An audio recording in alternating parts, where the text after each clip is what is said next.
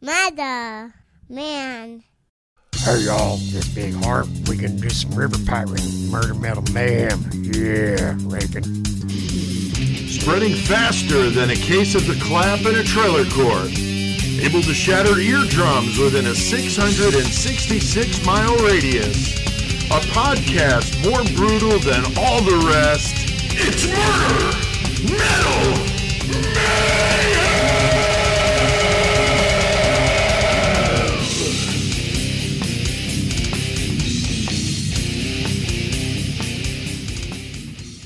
Well, hell yeah. What the fuck, motherfuckers? I don't know how we got the Harpe Brothers to come back from the dead to record that, but that sounded pretty good, man. Sometimes when you leave a head on a spike long enough, shit happens. I guess. Well, that's Tuesday, and we're throwing down a brand new Murder Metal Mayhem. We're here in Horns High Studios for the Horns High Podcast Network, episode 245, Chris. Fuck. Yeah. Getting really close to 250, and we're going to do that in January. I never thought we'd get past 2. Right? Yeah, we really didn't know where we were going to go with this thing. We did one local case here, one local case from where I'm from, the wood chipper episode, and then we did the David Hendricks one for here, and then from there we went on a string of cannibal episodes. Gotta love human meat. Gotta love human meat. Started out in the gutters and just have stayed right there. But I'm here in Horns High with Chris, Joey over there in the 419 studios. How you doing, Joey? Yeah. Over here choking. Sounds like it. That's how I know your mic is working. I can hear gagging and choking and bubbles and all sorts of sounds. I don't know if you're talking about smoking bongs or fucking weird porno, dude. I was wondering if it sounds like David Parker Ray's fucking trailer. Dude, man. Could have been. Now, we have a couple of special guests here with us at Horns High tonight. We got our friend, our 666 Club member, and very dedicated listener to the show, Izzy Cano. Cano. See, I fucked it up. I'm sorry, Izzy. Yeah, no, that's fucking badass. It's always good to have fucking listeners in and guests in, dude. Yeah, and we're going to explain why he's here in a minute. But, you know, he's going to be part of the podcast tonight, but he brought with him a security guard. Fuck Chris. Yeah, he did. Jesus, so nobody's going to fuck with him. That's his wife. Fuck around, dude. Tish, she's not taking any fucking bullshit. So, but she's going to be the observer of the stupidity tonight. Yeah, she'll get to witness be like, this. Don't fuck with my old man, I will kill you. She'll get to witness this firsthand. And it's been a while since we've had guests in here, so it's fun and we enjoy it. And I even did a little tidying up for the occasion. God damn. Little Miss Mary Homemaker over there. What shirts we got on tonight here, Chris? What are we doing over there? I got the fucking Murder Machine clothing hoodie on for sure. Underneath that, I got on the Megadeth shirt that I got from the show back in September or whatever the fuck it was. I don't remember. But yeah, Megadeth. That's cool. And the Coors hat that I put spikes in. The Coors hat, very good. Your race car driver gear, you know, you get all your shit, alcohol dude, shit packed up, dude. And then Izzy, it looks like you got some old school shit going on over there. Yeah, put on the old work uniform. Yeah. Come ready, yeah. Hell yeah. Get ready for work. The original Murder Metal Mayhem t-shirt. So fuck yeah. It's always Tish over there got both a new those one. we had to represent both shirts. There you go. Tish has the second shirt, the zombie shirt. I just wore mine yesterday. Appreciate y'all. So that's awesome. Joey, what about you? What are you doing over there? If anybody wants to fucking grab them shirts, they're still available. They are. Yes, they are. Hook it up. Tonight I also have my Murder Machine clothing hoodie.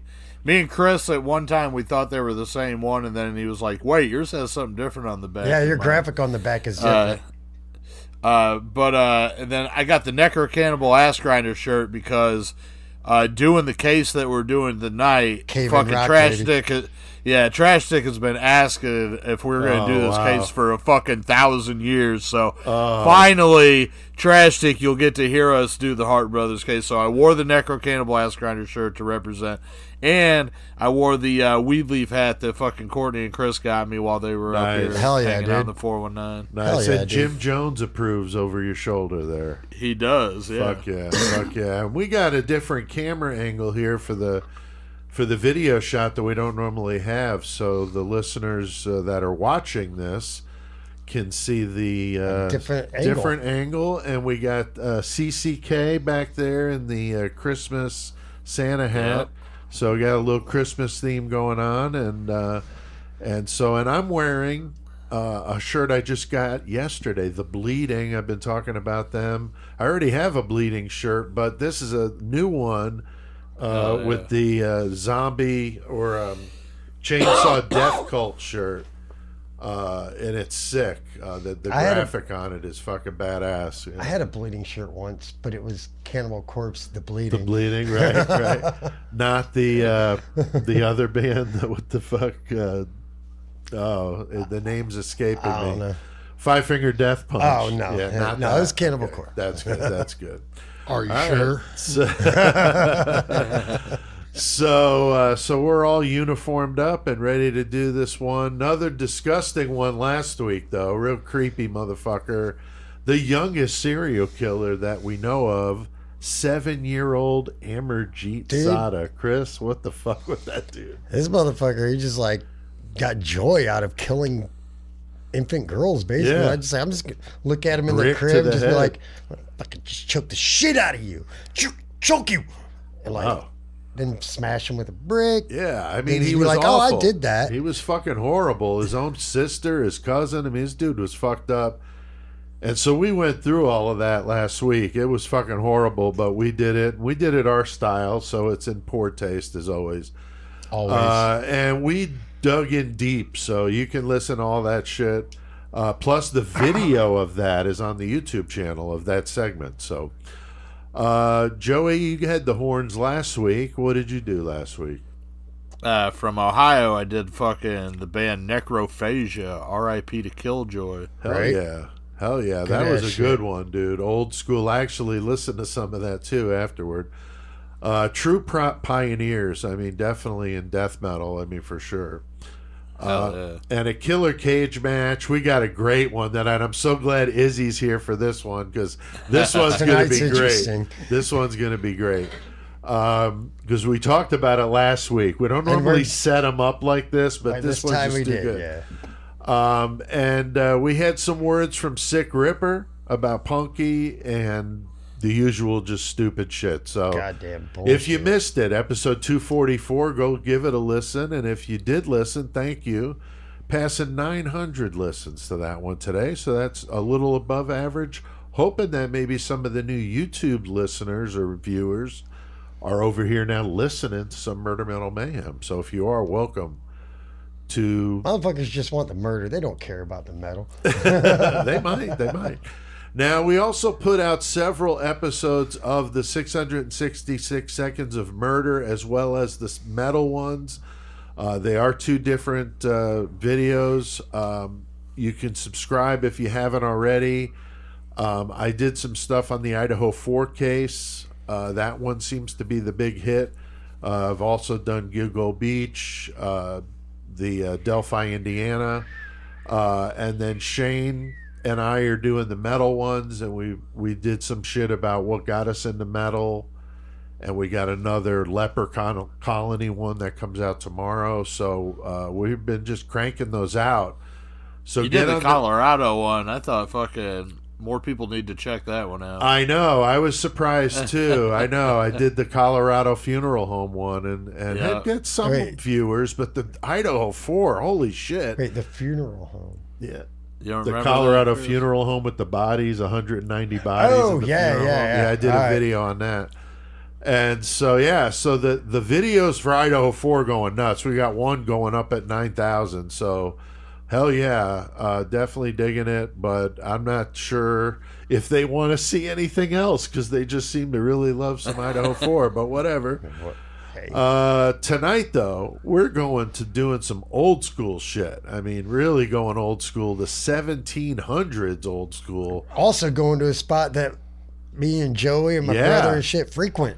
Yeah, exactly. I thought that was a cool I tie-in. didn't this year, but yeah. I thought that was a super cool tie-in, and we're talking about the Harpe Brothers, and some consider to be the first U.S. serial killers. That's fucking... Yeah, I mean, these guys were absolutely brutal. Now, Izzy suggested this topic to me, and I did a little research. I was like, oh, fuck yeah, we definitely got to do it. So I got a hold of him. And so I was like, hey, Izzy, you want to come on and do the episode with us? So you were probably like, what? You know? But you accepted the offer. So. Yeah. Yep. You got to pick and choose your battles here. So when I saw this one, I was just like, I got to throw this one at Pete. No, it's a great suggestion, dude. And that's why we like to have people on when we can. We had Justin out here. We did the wrestler story, the Bruiser Brody one. Oh, yeah, Bruiser Brody. Because he suggested it, you know. So if we have friends local that suggest topics, we drag them in here and make them. We make them come on the show, and sometimes they like it and want to come back, and sometimes they're like, "It was cool, but I don't know if I'd do it again," you know. Right. So anyway, not all the listeners. And even the 666 Club members have the privilege of coming in here to Horns Eye. We love having people here, so it should be a fun one tonight. And we're going to do that in the murder segment coming up. And I have the horns tonight. I'm doing the feature on the Dutch death thrash band, Legion of the Damned. These guys are fucking badass. They ended up in my top 10 metal albums of the year. I wanted to feature them on this. Was going to do an interview with them, but then the singer was like, hang on a second, we got some shit going on, and it was the guitar player left. So he said, once things kind of settle down, I'll get back to you. So I'm going to do one, but just not yet. But I really like the band, so I wanted to put out the it'd be fucking rough trying to do an interview in the middle of a fucking somebody leading the band. Like, you know, exactly. So I told him, just you let me know. But we're throwing down a new Killer Cage match tonight. That's where we have a list of 100 killers, 100 objects for them to fight with. A variable in the cage. Yeah, it's a little bit different tonight, though. Yeah. And a song cranking out as they fight till the death. And it's a blast. The listeners enjoy it. And we get some fans and listeners sending in random numbers, Chris. Yes, we do. Who do we want to say thank you? We have one of our fucking oldest listeners, sorry. Yeah, rephrase that. Yeah. Hold on. One of our original listeners, Miss Rebecca Boomsock out there. Fucking hell yeah, girl. Fucking keep on with that shit. Fucking we got Jason Lapari, and we got that bitch Ray MacDaddy McFalls. Oh, calling him a bitch. He's the MacDaddy. Yeah. What are you talking about? And then we got Colin 815 Posse Rogers and Daniel Ramirez. Hell yeah, we got an extra couple in there because of the way we did it this time. And speaking of 815 Posse, he's coming in here at the end of February to do an episode with us. I'll get you guys updated. So 815 Posse will be in here. That'll be great. Colin is a big listener of the show, and we know each other in another world, so I invited him to come in. So this will be good. And who are we got fighting tonight, though, Joey? I mean, this was set up last week, but it was set up. We set it up, but it'll be a fun one. How do you resist it? Yeah. So our feature from last week, Amarjeet Sada, the 7-year-old or 12-year-old or somewhere in between there, whatever he was. Fucking is serial killer from India. He's gonna go up against fucking Charles Lee Ray after he was fucking stuck in the doll. So he is Chucky. Shit. Yes. So Chucky versus Sada tonight. Oh man, that's gonna be great. They're probably about the same height, man. You know, no, fucking goddamn Sada was fucking short, like tiny for a 7-year. Like for a 7-year-old, that dude's like. So this is going to be a wild one. You probably wanted to eat that kid. That's why you killed it. They're going to have 4 objects for him to fight with. And I'll be honest, when the objects numbers were coming up. 4 objects? I'm going to lose. I ain't even going to be able to keep track of I know. Shit. I had to kind of, when the numbers came in, there were a couple, and I don't remember them offhand, but objects that neither of these two would be able to like hold. I had to kind of tailor it down to the skill set of the fucking doll and the fucking 7-year-old psychopath could wield. So it's just fucking hilarious. I mean, to keep it easy, I'm just going to say I'm going to fucking use every fucking one for sodomy. However, we got to be careful but we're talking about a 7-year-old kid here, so we got to watch out what we're doing here. That's true. So That's anyhow, true. once we get there, Chris will be drunk by then. He won't give a fuck. He'll talk about fucking kids and everything by then. Yeah, probably. Yeah, but one of them's a doll. One of them's a doll. So I guess if anything like that's going to happen, the doll would be the one. That's true. But so you guys will just have to wait around and hear it when it happens. That's right. So, and we got a song playing on the 666,000 watt Bose system, Murder Metal Mayhem system here. And we're going to do that in the Mayhem segment for you. So that'll be awesome. And speaking of cage matches, now I got a voicemail to play later that came in just last night from Old Creole. You guys remember Old Creole from the last fucking match? He's gnarly, and he's fucking pissed off. So he sent in a voicemail. We'll play that I bet later. He's fucking ready to fucking get into this fucking bullshit. think he is too. So this is going to be crazy. And we're also going to talk later to Bobby Gavone, the fight promoter, to see what's going on with this wrestling match. So, yeah, we'll talk to Bobby. He's over there in the Bronx on standby. Big thanks to everyone who listens to the podcast. Keep on tearing it up. We're at about 2,900 listens this week, so thank you. That's badass. And we're at 787,000 total listens to the podcast, closing in on 800,000. Hitting 1 million here before too fucking long. Just killing fucking it. Sweet. So keep spreading that word. Joey, how about the top 10 cities that are listening to Murder Metal Mayhem? Chicago holding it down, number 1. 2, Brisbane. In Queensland, Australia, number 2. Wow, all right. And then number 3, Vicksburg, Mississippi. Danbury, Connecticut, 4. San Antonio, Texas at 5. Austin, Texas at 6. Decatur, Illinois at 7. Sydney at 8, and that's in New South Wales, Australia. Number 9, Columbus, Ohio, the capital here. And number 10 is Melbourne, Victoria, Australia. Lots of Australia going on. Man, Australia. 3 cities, 3 different provinces. That's fucking amazing.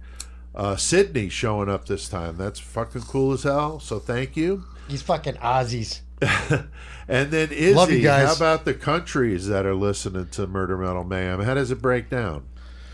Well, as usual, the U.S. is at the top at 82% right. of the listeners, and followed by Australia, which is at 8%. And then we got Germany at 2%, Canada at 2%, and the rest are at 1% or less of our listeners.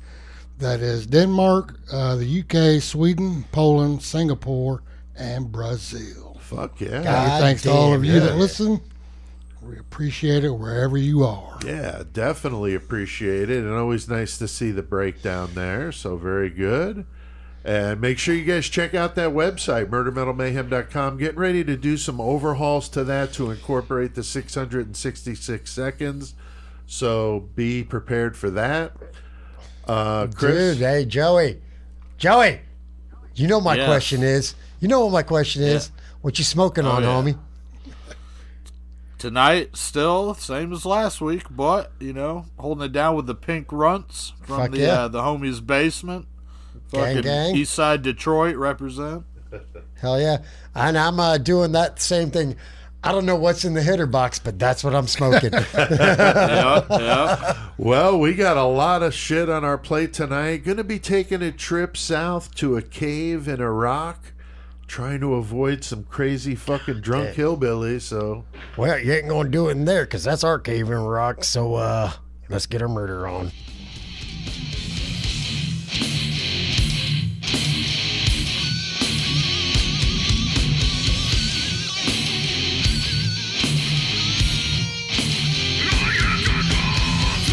What's up?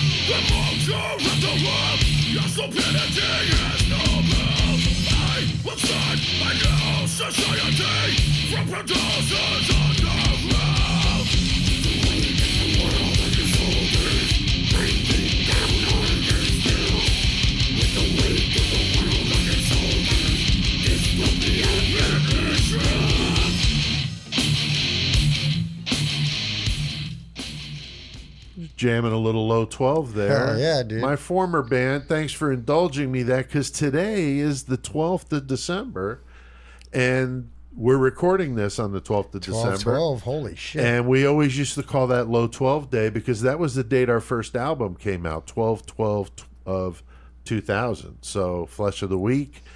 And that was the night we played with Propane at the Gaslight in Peoria. That was fucking crazy, man. Propane's dope. Yeah, that was a badass show and just a great day. So anyway, that song Shrug off the Skin in the Game album. Not Flesh of the Week, but Skin in the Game. All right, well, we got Izzy here with us. The intro didn't scare him off. He took a little break outside with Chris. I don't think he's going to be scared off by that. No, I don't think so either. And it's not your first time in here because you were here over the summer, I think. We came and bought some merch, and we met here out at the studio, and you got a little tour. But so far, for the listeners that have never been here before, Izzy, what is the Horns High experience like when you come in here? It's pretty crazy.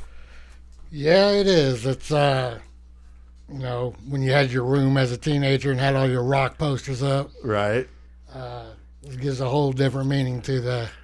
It takes that to the nth degree, right? We got the serial killer masks. Wish I would have had my room done up like this. When I was in high school, the Satan corner over there with the fucking masks and what you think about the Anton LaVey? You were talking about that earlier. Yeah. I hadn't That's seen that. badass. That one wasn't here yet. That's right. It wasn't I here think yet. It's badass, and the red lights. Really set it off. Yeah, definitely. And, we've got so much cool stuff in here, so it's always fun to get people that have never been in here before like, whoa, this. And some people think that the studio would be bigger. Some have thought it would have been smaller, so Curious is about the same size as you thought it would have. No, I actually thought it was going to be bigger. Okay. It was bigger. going to be smaller. It was going to be smaller, but the way the studs ran, Chris is like, well, we just bring it out a little bit further. I'm glad we did because it would have been really tight. Right. The way we would. The size makes it more personable. Yeah. And it looks like 20 people got murdered in here with like a fucking jigsaw or a hope my blood doesn't end up on that wall. Yeah, it's pretty sick in here. So glad you enjoy it. Don't worry, that's all menstrual blood. You're all yeah. You ain't got to worry about it. We're good there then. We could have Lance come in here and puke on the walls and maybe do some puke art. We got some puke art over there. I'll have to show you that. Nice. Now tonight we're going to be doing the feature topic again, the one suggested by Izzy, a damn good one, and it's got some ties to Illinois. And we're talking about the wild and fucking insane Harpe Brothers. I mean, these are some old school fucking psychopaths doing some traveling, causing all sorts of fucking mayhem. They were fucking breaking shit down just because they wanted. Yeah, and they were known as highwaymen. Murderers, river pirates, yes, terrorizing river pirate, terrorizing Tennessee, Illinois, Kentucky, and Mississippi during the late 1700s. So yeah, turning back the clock for sure tonight. Their victim total was about 50, but you know how that is with these legendary stories. It's hard to know. It could have been a lot more. We just have no idea, but it's fun to talk about it. And this is definitely some old school craziness. I'm anxious to do it. Some boys that the history books might be made up. Yeah. I mean, some people say that. That's for sure. Izzy, what made you suggest this one, dude?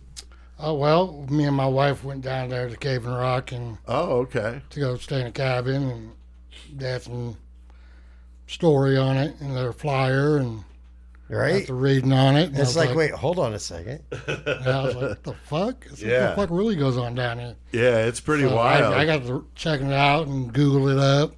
did some more research, and I said, I've got to send this to Pete. Yeah, definitely. definitely. I think this is worthy of something. Definitely. These motherfuckers were brutal, man. Yeah, brutal. definitely. And like Joey said, we've had friends asking us about, when are you guys ever going to do that one? And it's definitely been on our radar to do. We just, they get put on a list, and when we get to them, we get this one. With this one moved up the list because you were wanting to get in on it. We want to get you in here. Yeah. So we got it done. Cheers.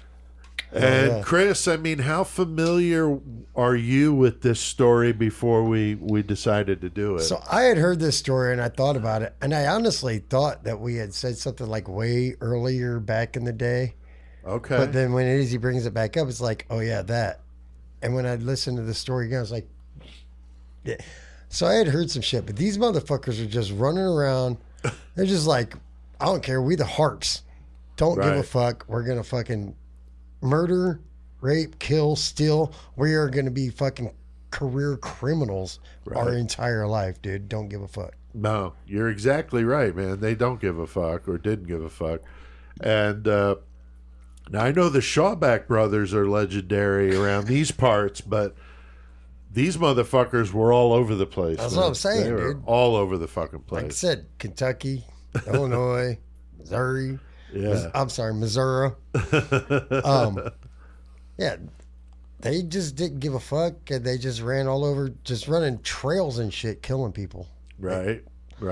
So they're running around just like doing what they do. Right. Until they die. They definitely take the fear out of the Shawback brothers. After hearing this story. Right. Now, Joey, we're going to talk about, as this shit unfolds, but some tie-ins with some heavy metal. So this story really has murder, metal, and mayhem all tied up into one, Yeah, it's a perfect topic for us, to be honest, and it took us a while to do it. I'm glad we're doing it with Izzy because it's cool to have, somebody that listens on it with us. And it's the Harpe Brothers. They were all over the place. We're going to talk about it, but they're also definitely at least a Southern Illinois fucking legend in and of themselves. So to have all y'all in Illinois fucking doing it, right? Me from back there, so mostly. But. We toyed around about trying to put all the gear on a raft and going down the river, but Chris brought us to reason and thought that wasn't a good idea. I thought kayaks were better. Yeah, I could see my big ass in a fucking kayak. I don't think so. Me and Michael. Yes, I need you and Michael in a canoe at the same time. Oh, holy my God. Fucking shit. Oh, God. Yeah, that'd be horrible.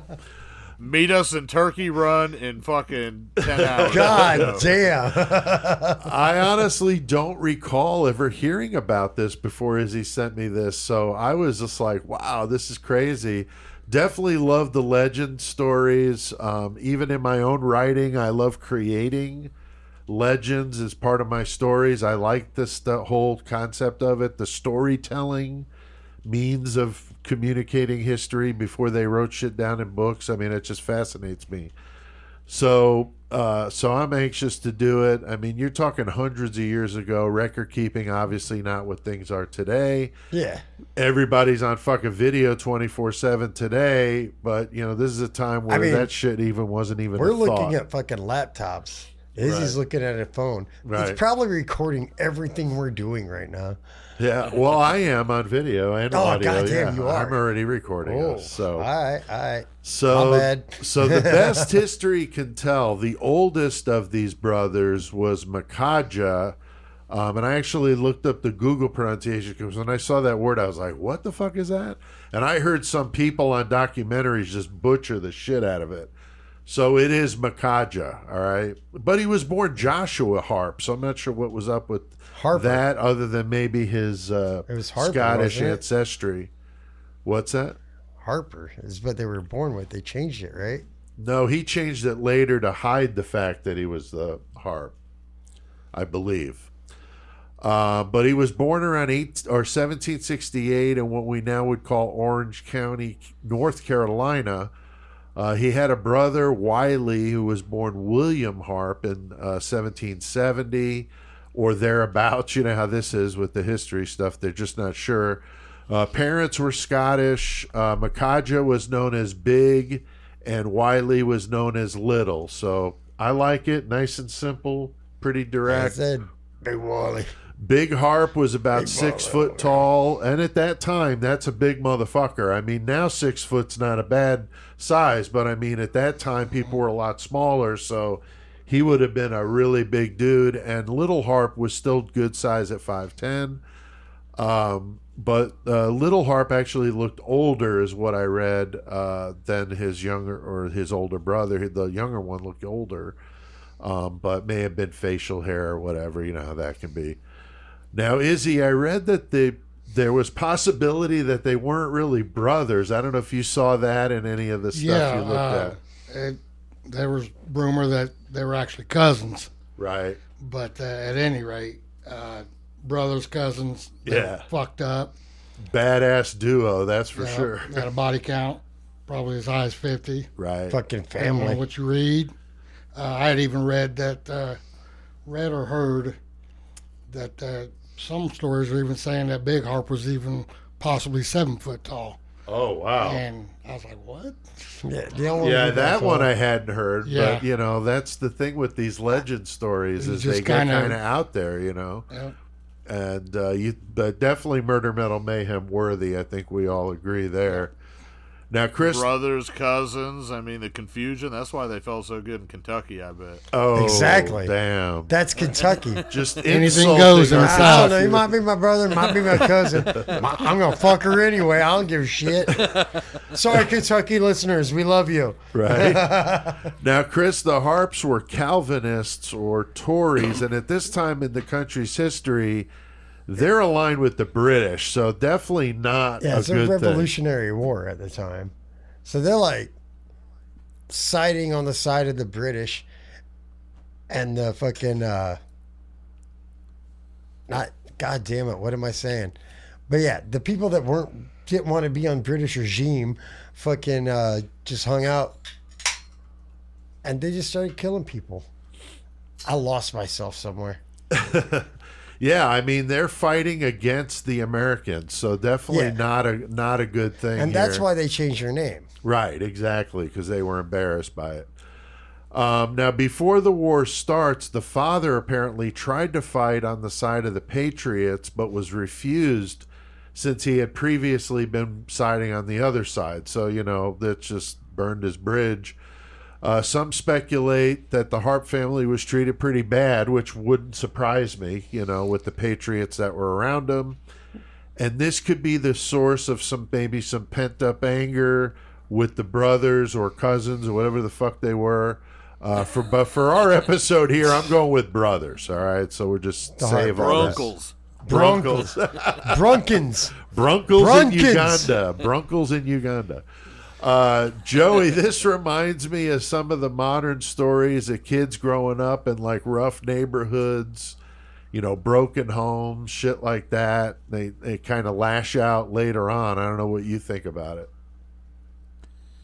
I mean, they're coming up in, you know, pre-war on this soil era. Right. And, I mean, you got to fucking be a badass in those places and times where they're at. So they're coming up, you know, proving themselves, taking what they want. I mean, that's all they know. Right. Since they're little, they basically, you know, see that, get taught that, and live that.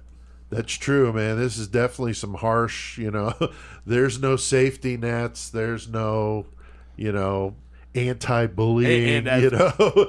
No, and as they got older, life just got crazier and harder, right? You know, right, to live in those areas and within the states. So yeah, as we're going to see, they take advantage of the disadvantage. That's a good point. They take huge steps really fast. Yeah. So 1775, the Harpes leave North Carolina for jobs as overseers on slave plantations in Virginia, and this would be the start of their crazy, fucked up journey all over the place, as we mentioned, various states. Now, Izzy, I saw that Big Harp was known to travel, and not just one woman, he had to have two with him. So I don't know what's going on here, man. Yeah. Yep. He Is this Utah? took on two and did his thing with them, and Two sisters, apparently. sounded like they tried to be kind of innocent in the deal, but they really weren't. Almost kind of like they were like on board, Yeah. but not really, Right. type shit. So Yeah, we see sounds that like a the women lot. were just Karen fucked up. Fugate, when we did the Starkweather episode. Yes. She claimed, I was innocent, but Yeah. really, how fucking into this shit were you? So I didn't know that about them. That's interesting. And then Little Harp ends up marrying Sally Rice, who's the daughter of a Baptist minister. So I'm sure that went over really good with the father. I'm sure he loved this fucking rogue fucking sweeping his daughter away. Just come walking in, just like, hey, I'm taking your daughter. Yeah, exactly. Motherfucker, Yeah, these I'll guys fucking didn't really take this ask. I'll take this pocket knife I have in my fucking pants and I'll fucking stab you in the fucking throat with it. I ain't taking my kid nowhere. Fuck you, bitch. Now, Chris, I mean, these motherfuckers aren't going out on like dates, like you said. They're just coming in like dragging them by the hair, kind of shit. Like, No, yeah, they just run in. They're just like, oh, now you're my wife. And they just take them. But right? as we'll find out later in the story, it's really weird how they reacted to it. Yeah. But, like, as you said, like, how would the father just be like, oh, no, I ain't, okay. Like, yeah. I understand you kill people, but I'm going to fight until I die then. Like, fuck Exactly. you, dude. There's no fucking way, Ain't But, no way you're taking my fucking kid with you. but yeah. Bro, this is like the 1700s. Right. Like you don't got to be good with women. You mean good at women? Right. know what I'm saying? Basically, yeah. Yeah. I get what you're saying. Yeah. It was fucked up back then. It is definitely fucked up. To even imagine it is just like almost incomprehensible. So as this is literally like, we're not talking about like Kansas and all that, but I'm saying this is Wild West shit here. Right. For sure. It's like you just Oh, take yeah. the woman that you want and you go with it. right. Yeah. Yeah. Mid Wild West. Right. Mid-wild. So the Revolutionary War starts. The Harpe Brothers decide their best option was to join a rape gang Fuck yeah, of dude. others who were like-minded British sympathizers yeah. like them. The gang also believed in the King of England and were against any Americans who wanted to do their own thing and fight against them. So again, Gang. they're just fucking not giving a fuck. They're against what you would consider the majority would have been behind us fighting for our freedom. They probably should But have. these motherfuckers were just insidious, Like, if you think about it, they probably should have just called it gang rape gang. I guess. I just it was thought it was all like of them. so ridiculous to actually think that there was such a thing. But Joey, I mean, this rape gang is taking advantage of the chaos. Rape gang. So fucking terrible. I know So it is. bad, It's fucked dude. up. Sorry, I'm laughing, everyone, but If like- we're on the YouTube and people are watching, it's my fucking screen name. That's what's so stupid. It says hashtag rape gang. All right. Wait.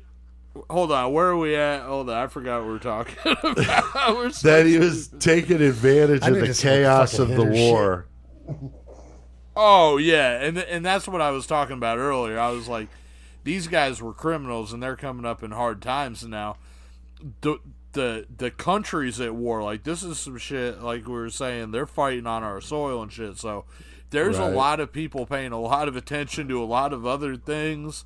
And Right. a lot of people are able to get away with a lot of shit, especially back then. So they take Right. full advantage of this to fucking just rape, pillage, burn, like pirates of their time, for sure. Yeah, and I mean this is not uncommon during wars. World War One, World War Two. I mean any war you could fucking mention, people are shit, there to what's take happening advantage. in Ukraine right now? What could they get away with while people are busy doing other shit, or worrying about bigger things, like you said, like a war going on in your country? Shit's going to get away from you.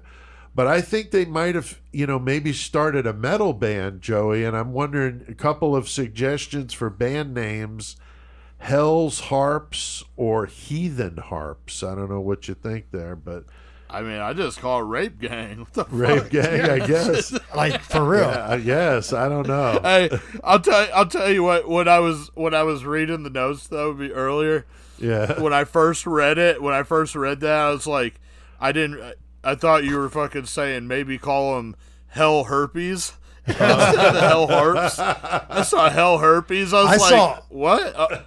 Yeah. I saw Hell Harpies. Okay. Yeah. Okay. Yeah.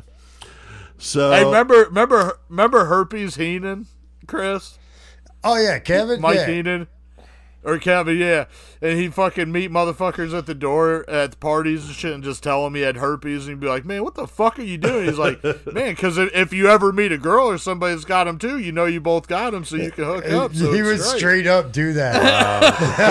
That's straight up. That got herpes. That's fucked up. Yeah, Herpes Heenan for the win. Wow. So they were also burning the homes and farms of these patriots in the process. And not only are they fighting against us, but these fucking idiots are doing it for nothing. At least the British soldiers are being fed and clothed and paid, but these guys weren't even getting anything. They were considered associators and didn't get any money, food, nothing. I mean, they were just out there on their own, so they had to rob, even sometimes from the dead. Were they happy? To fucking, I don't know. I mean, it seems like they were, because they kept on doing it till the bitter end. I guess, I don't know, but this is, how they fucking made their living was robbing and stealing and taking whatever the fuck they wanted and just saying fuck it, I guess. I was going to say, they got paid. Yeah, I mean, in other ways, right? Right. Just because I took it doesn't mean I didn't get paid. Like fuck that. There was the kidnapping of 4 teenage girls by the Harpe Brothers. I'm not sure if their women were doing, with them or at this time. I'm not quite sure of that. They were probably doing the dishes and making sandwiches. I don't know, dude. But I'm done with this shit. I'm sure the Harps, there's no fucking way I could put this on YouTube. I'm just, as we're reading this, I'm like, there's just no way. I mean, it's the 1700s. People got to understand. Shit was different. Yeah, nobody gives a shit. Right? I'm sure the Harps just did what the fuck they wanted, and those women had to be scared to fucking death.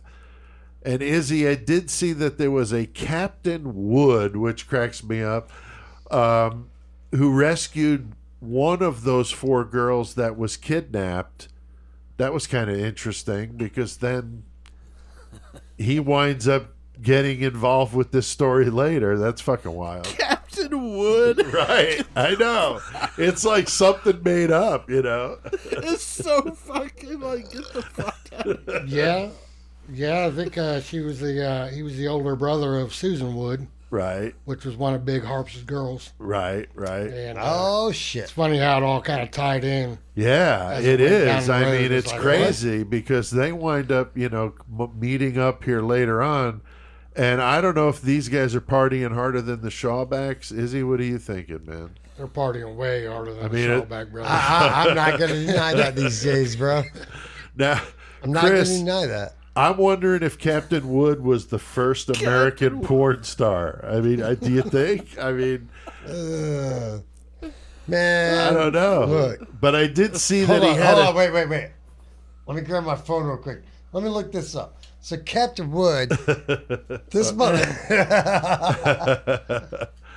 Yeah, that's just hilarious. But I see that he had a shot to take Big Harp out, man. Because he takes his fucking daughter away and. Wait, what? I didn't see that. Well, his sister, right? It would be his sister. Was his sister the wife? The older brother. Yeah, so the older brother. So he takes his sister away, and he's got a chance to kill him out on the battlefield. Oh, you know what doesn't happen? He doesn't die. He does not. He misses, and so I bet he would have really wanted to fucking kill that motherfucker if he had the chance. So the Harps are fighting with various groups on and off. They're jumping from side to side. It's fucking crazy. They're capitalizing again on the chaos of the moment. it had to be just insane. And you think about what New Orleans was like after Katrina. So this had to be just so much worse than that. I mean, this is just a totally different time, as we've been mentioning. But, you know, this is a much smaller country than, of course, what's here today. So, like we've been saying, this is like literally the Wild West, because that was about as far west as we had gotten. Right. So the Harps would live for time in Tennessee, right? And were believed to have said their last name was Harper, and that's why they said, you know, because they wanted to try to distance themselves from that bad name. But, Joey, things get a little bit nastier now with the Harps. What's the next step in their journey here? Things get a bit nastier with the herpes. But, yeah, so one thing that, nice. You know, they want to go on this crime spree. Right. And not only do they want to go on this fucking crazy-ass crime spree, it's going to be multi-state. They fucking go through Tennessee, Kentucky, Illinois. Now, on the Ohio River. Yeah, on the Ohio River. Now, they say that, you know, they claim that they killed 39. Some say it's a little bit higher, about like 50 or whatever. If they said it was around 39, I don't see any reason why they would fucking lie. You would figure that they would embellish it a little higher, you know what I'm saying? Right. I think Big Harp only owned up to 20. Okay. So, okay. But who knows? Like you say, you know. Yeah, hard to say with this one, Shit. right? I think it was the wives, as far as they were in with them, dude, they probably killed some too. Right? Yeah, you never know. You never know. Seduced them with that pussy. So, do you think Punky would have hung out with this dude, though, Joey? I mean, if Punky was around? Oh, Punky would not have hung out with this dude because they were a little bit too fucking hillbilly for him. Oh, okay. He couldn't have jumped them into no gang because they wouldn't be fucking paying attention to his bullshit. Right. They are fucking ready to fucking grab some revolvers and fucking get in that rape gang. Right. Nice. So, yeah, definitely a different era for sure. I don't think Punky would have liked that at all. Now, Izzy, there are many accounts of their murders, but one of their signatures was what, dude? I mean, this is pretty fucked up. Yeah, it was one of the things that caught my eye to send it to you, and that was that they cut the bodies open and they would put rocks and like hollow out the cavity. Dude, how fucked up is that? Put rocks in it, Yeah. and then throw it in the Way river. down, yeah. Hell, there's probably still bones down there. There probably And you is. come back up. It's gonna Yeah, pretty smart. I take your mean, fucking innards out, fill it with rocks, throw you in. yeah. So that was their thing, and I even saw was this with defecating and urinating on the fucking bodies, like total disrespect Just type of shit. sick. Yeah, definitely some brutal shit. Literally. Now they made their way into Kentucky, and he's on the run, murdering the whole time. They're arrested in Kentucky, but they soon escape. And the sheriff's son, who came to look for him, is found mutilated and defecated on the side of the road. The fuck? That's not a good sign. No, as a sign to leave them the fuck alone. And that's like some Vlad the Impaler shit, putting fucking people on stakes, minus the pooping, you know? Minus the fucking minus the shit. pooping, and no giant pole from your ass to your mouth, you know? Which would you rather have in your mouth, a pole or shit? If I'm dead, I guess what the fuck is that? I don't care. Exactly. You know? So, Chris, the governor of Kentucky, puts a $300 reward out, and I looked it up. That's like $7,500 today. So, I mean, that's not bad money, dude. It'd get you a goddamn a Big Mac and a fry, 87 fucking Toyota Camry. Maybe. Like, I don't know. I don't know, but yeah, you know, $7,500 in today's money. Right, but they're bouncing from Illinois, dude. Right. They bounce and they end up in Illinois. They're still in the Ohio River. So you know where they go? Where do they go? They go to Chris? the Illinois side of the Ohio River. Cave-in Rock. Cave-in Rock. Hell yeah. Yes, dude. Cave in Rock is the best shit. If you ain't never been there, go check it out. It's pretty fucking badass. Yeah. Now this is on the Kentucky-Illinois border. So what, 6-7 hours from here or something like that? About 5 hours. Joey? From Bloomington, Okay. it took us about 4.5, 5. All right. Yeah, from where we're at. This place is badass. The park itself is amazing, but also motherfucking FTA, full terror assault. Right. So now, all you metalheads out there, check this out. You get to go see a badass metal show, but you also get to see a fucking site of the original serial killers of the United States. That's right. In Cave In Rock. Yeah, because they hung out there for a while. They hung out. Yeah, they hung out there for That's a what's while. up. And Yeah. it gets the name Cave in Rock from this cave on the side of a bluff on the Illinois side, as you mentioned, of the Ohio. And it's a big tourist attraction. Izzy, you said you guys were down there in cabins. Yeah, we went up in there, and you would not believe. I mean, it's a hole in the wall. You can actually go But in you the can cave. go inside of it, Oh, yeah. and it is. Yeah, it's fucking awesome. It is. You can have a Shawback Nation Oh, all the wow. way in it. Oh, wow. It is big. It's big. It's way bigger. I mean, like We had bigger than gore like a camp in that Walmart? motherfucker. Like bigger than a Walmart? Oh man, it's big. Okay. It was- I'm it just was- curious. I've never been there. We That had was- gore camp in you there, know, didn't we, Joey? When we walked in, it was definitely a lot more to it than I thought it was. That's cool. That's cool. And Joey, I mean, we're talking about FTA. You've been to FTA more than anybody I know. What's it like going down there, dude, and seeing that? It's pretty badass now. Full Terror, like Chris was talking about, Full Terror Assault, big open air metal festival that they have down there every year. They've had since I can't remember when, 2016 or some shit like that, for a while now. And yeah, I've been to every one of them. The homie Trash Stick, he's been to all of them. Fucking, it's always a good party. But Right. yeah, it's funny because you go down there and the cave is literally like right down the way from where you're camping at fucking Hog Rock if you go to Full Terror. Right. And it took me like a few years before I ever went to go see it, because it was just like, oh yeah, we're gonna go see the cave, and then you get fucking wasted, Right? You're doing all these partying, and then hallucinogens. you're like, oh, yeah.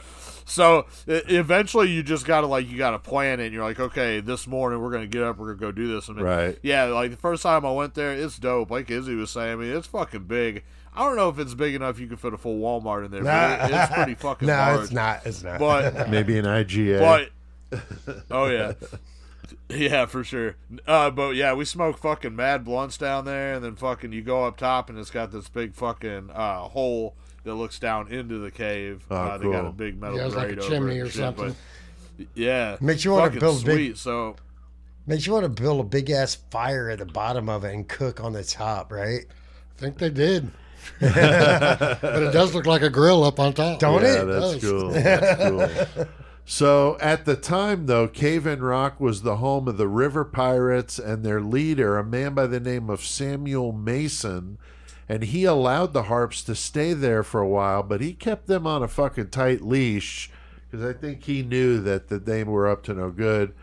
But Izzy, it didn't take long for them to fuck up a good thing, man. I tell you what, because Samuel Mason was on some bullshit himself, and he was a murderer and Yeah. pirate and Right. did some brutal stuff himself. But when these guys showed up, he's like, "You guys are a little too much." Right.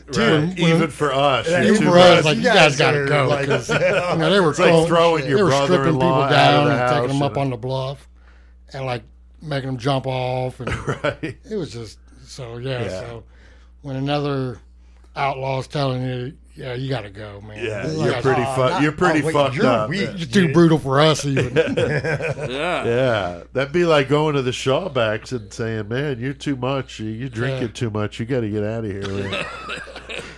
We can't. Yeah, we we can't can't- have you around here. Yeah, You're we too can't much." hang. So now they're back in Tennessee, and continuing to murder and steal along the way. There's bodies found in their path, some with their heads bashed in, kind of like Amarjeet Sada with Right. some rocks. Dude, Father and it's son. never good. Father and son found with axe wounds to the face and head. I mean, just total brutality. Well, Big Harpe had that. Big Harpe had that tomahawk. Yeah, right. He fucking rolled that tomahawk, dude. That was his weapon of choice. Yep, exactly, dude. Yeah, He's pretty nasty, man. Pretty nasty. So there's another account of the Harpes killing a young slave girl and her entire family while they slept. I mean, they were just absolutely ruthless. Stole whatever the fuck they wanted, killed. I mean, just brutal shit. Oh, they did whatever they wanted to do because they ruled the world in their head. Yeah. They're making their own world.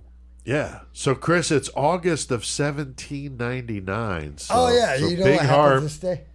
What happened? Because they're all hanging out. They got this baby. That's fucked up. The baby's crying. They're hanging out, trying to hide out, be quiet. The baby doesn't stop crying. Right. So Big Harpe just like takes the baby from the mother and just like slams it against a tree. Wow. The cave wall. I don't know which it is. I saw it do both. That's when I got to that part of the story during my research. When I got to that part, that's when I said, I'm sending this to Pete. Thanks. No, he just slams his infant child. It's horrible, but it was his own a child. tree or a wall, and just sits down and cool. Yeah. Whatever. Now we're quiet. Everybody, shut the fuck up. Yeah, because she was crying. He just fucking throws her against the tree. And it's fucked up because like later he's like, if everything I ever did in my life, killing my own child is the one thing I regret. Well, I'm glad you fucking regret that because you shouldn't have done it. Yeah, it's fucked up. It is. You fucking dick. So, dude, could you imagine taking your fucking own fucking child no, I and can't. slamming it against a wall or a tree? Man. Like, dude, it's horrible, holy dude. shit. So, yeah, I mean, luck would finally, though, end for the Harpes, Joey, in July of 1799. Yeah, I was trying to hold on, but before I talk about that, I was trying to think about that one thing where they ended up fucking staying with this dude who had a wife and they had a kid and shit, and they ended up fucking taking that dude out and killing him. Fucking in the morning, they told the wife to make them breakfast, the Harpe Brothers. Oh, Jesus. And she was like, I can't because I got to take care of the kid. Oh, yeah. He goes in and fucking... We'll take care of your baby. So he fucking goes in. The baby's quiet as fuck. Oh, my God. She walks in. There's a blanket over the baby's head. She lifts it up. The fucking throat is slit. So fucking... Oh, my God. They kill her. They fucking eat the food that was made for them. They go out, get the dogs, bring them in the house, lock up the house, set it on fire, and leave. Oh, my God. Oh, yeah, no, that's what real. The fuck? Them motherfuckers, so yeah, killing his own infant kid is like the most fucked up thing. And, you know, he said it was the only thing he didn't regret. But yeah, that's pretty harsh, man. But, wow. Yeah, they did a lot of other shit and killed kids and shit. Oh, but, my God. Okay, so... Anyway, the posse, though, they're out looking for him like it's 1799. Right. You know what I'm saying? Right. They're fucking ready to party. And they're ready to fucking kill another settler when the posse rolls up and tells his brothers to surrender. They're trying to fucking get away. They're like, man, they're caught in the act. Right. Everybody knows who they are regardless. Right. There's a bounty on They're their looking head. for you. Yeah, so they're trying to get away, but Big Harpe, he shot in the fucking leg and the back. And then he was hitting the head repeatedly with a tomahawk, so it's kind of fucking karma on him, you know? Right. You think it was his own tomahawk? Could have been, man. That happens, you know. Somebody gets shot with their own gun. I don't know, these old stories, the way they like to make them higher than they are. You'd think they'd say it was his own tomahawk. Right, you know? right. Yeah, no, I didn't see anything about that, but it's of course possible, right?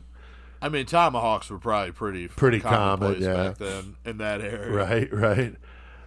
So as he lays dying, so everybody take a drink there, just as he lay dying. Band name mentioned.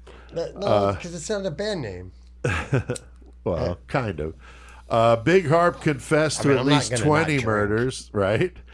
As he was still conscious, though, one of the posse was ordered to cut his head slowly off while he was alive. I mean, goddamn.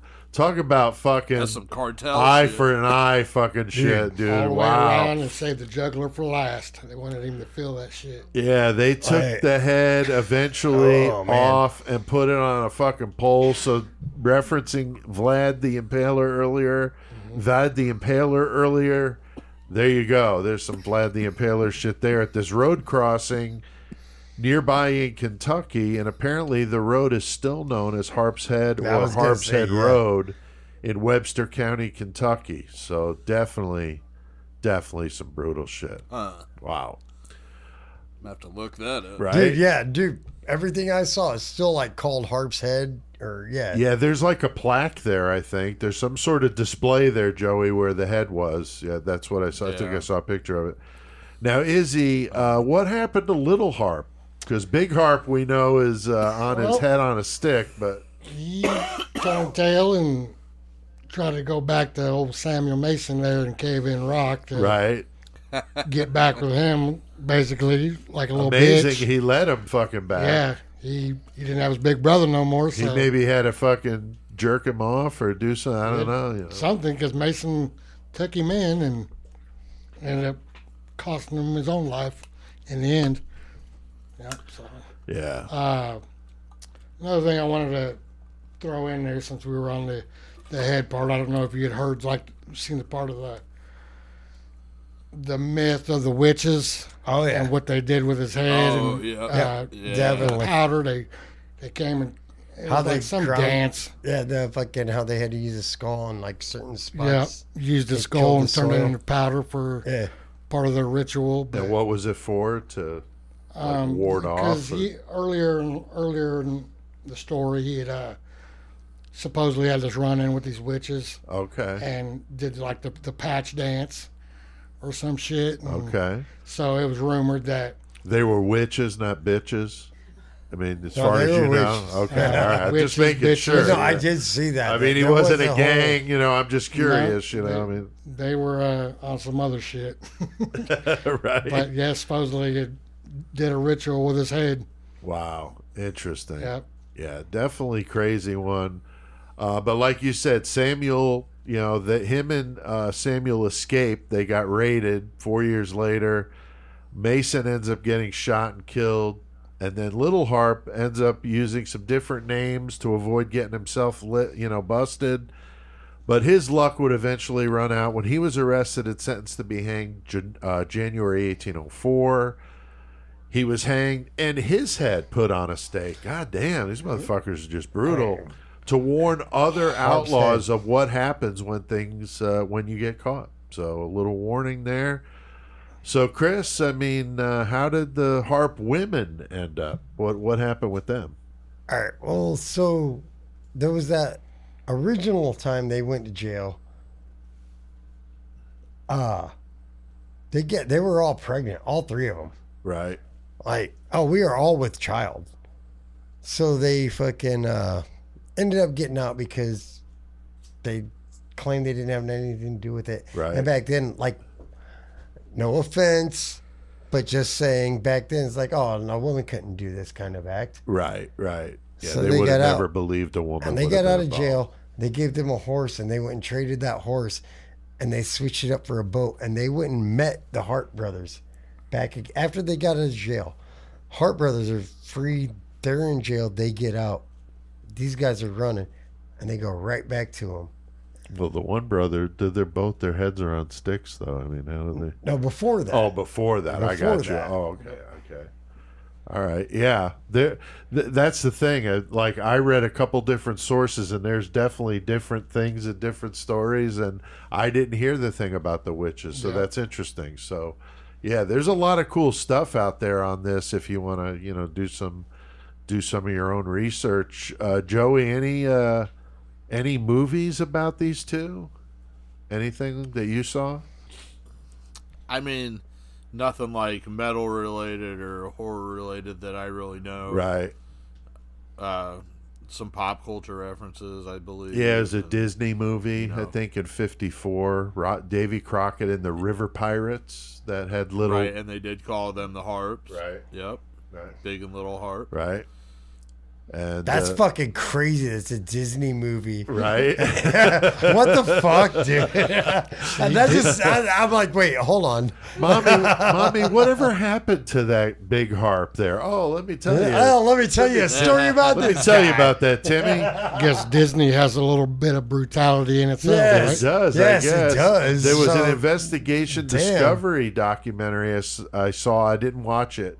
Called Something Wicked in the Woods, 2015, as part of their Evil Kin series. So, and that's there's fucking a book. nuts. There's a book called The Blue Cloak that was published in 2020 that apparently tells part of the story in there, but I don't know what the book as a whole is about or not. I don't really know that.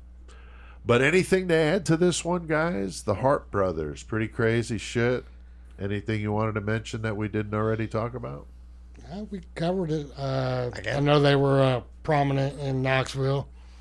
Right. You want to throw in another metal reference from Whitechapel being from I fucking There love you go. Whitechapel. Knoxville, so they were prominent there. I think that's where the girls ended up at after their releases. Yeah, because they all turned out pretty normal. You know, they got went back away. to Knoxville and Yeah, good for them. lived out man. their lives there. So Get rid of those fucking fools, man. Right. Jesus Christ. I did my research watching a couple good documentaries on YouTube, a great article on the History Channel website. I did use Wikipedia for some of my information. There is stuff out there, but, you know, with a story like this, legend stories, details can vary, Right. and it depends what you're looking at. Let me tell you one other thing about the Harpe Brothers. I forgot about this. Yeah. Shit was fucked up too. That chapter, which I love that chapter, he's huge, and he does a podcast now. But he did the Harpe Brothers on his podcast, and he was talking. Yeah. He was talking about whenever Samuel Mason and them, when they were like the Harpe Brothers, are just like too much. You know what I'm saying? They couldn't fuck with them because they were on some super bogus shit all the time. But Right. one of the things the Harpe Brothers like to do was take people up to the top of the cave in rock and fucking up on the cliff and just fucking push people over the fucking edge and fucking kill them that way. Yeah, and that's what got them thrown out of there.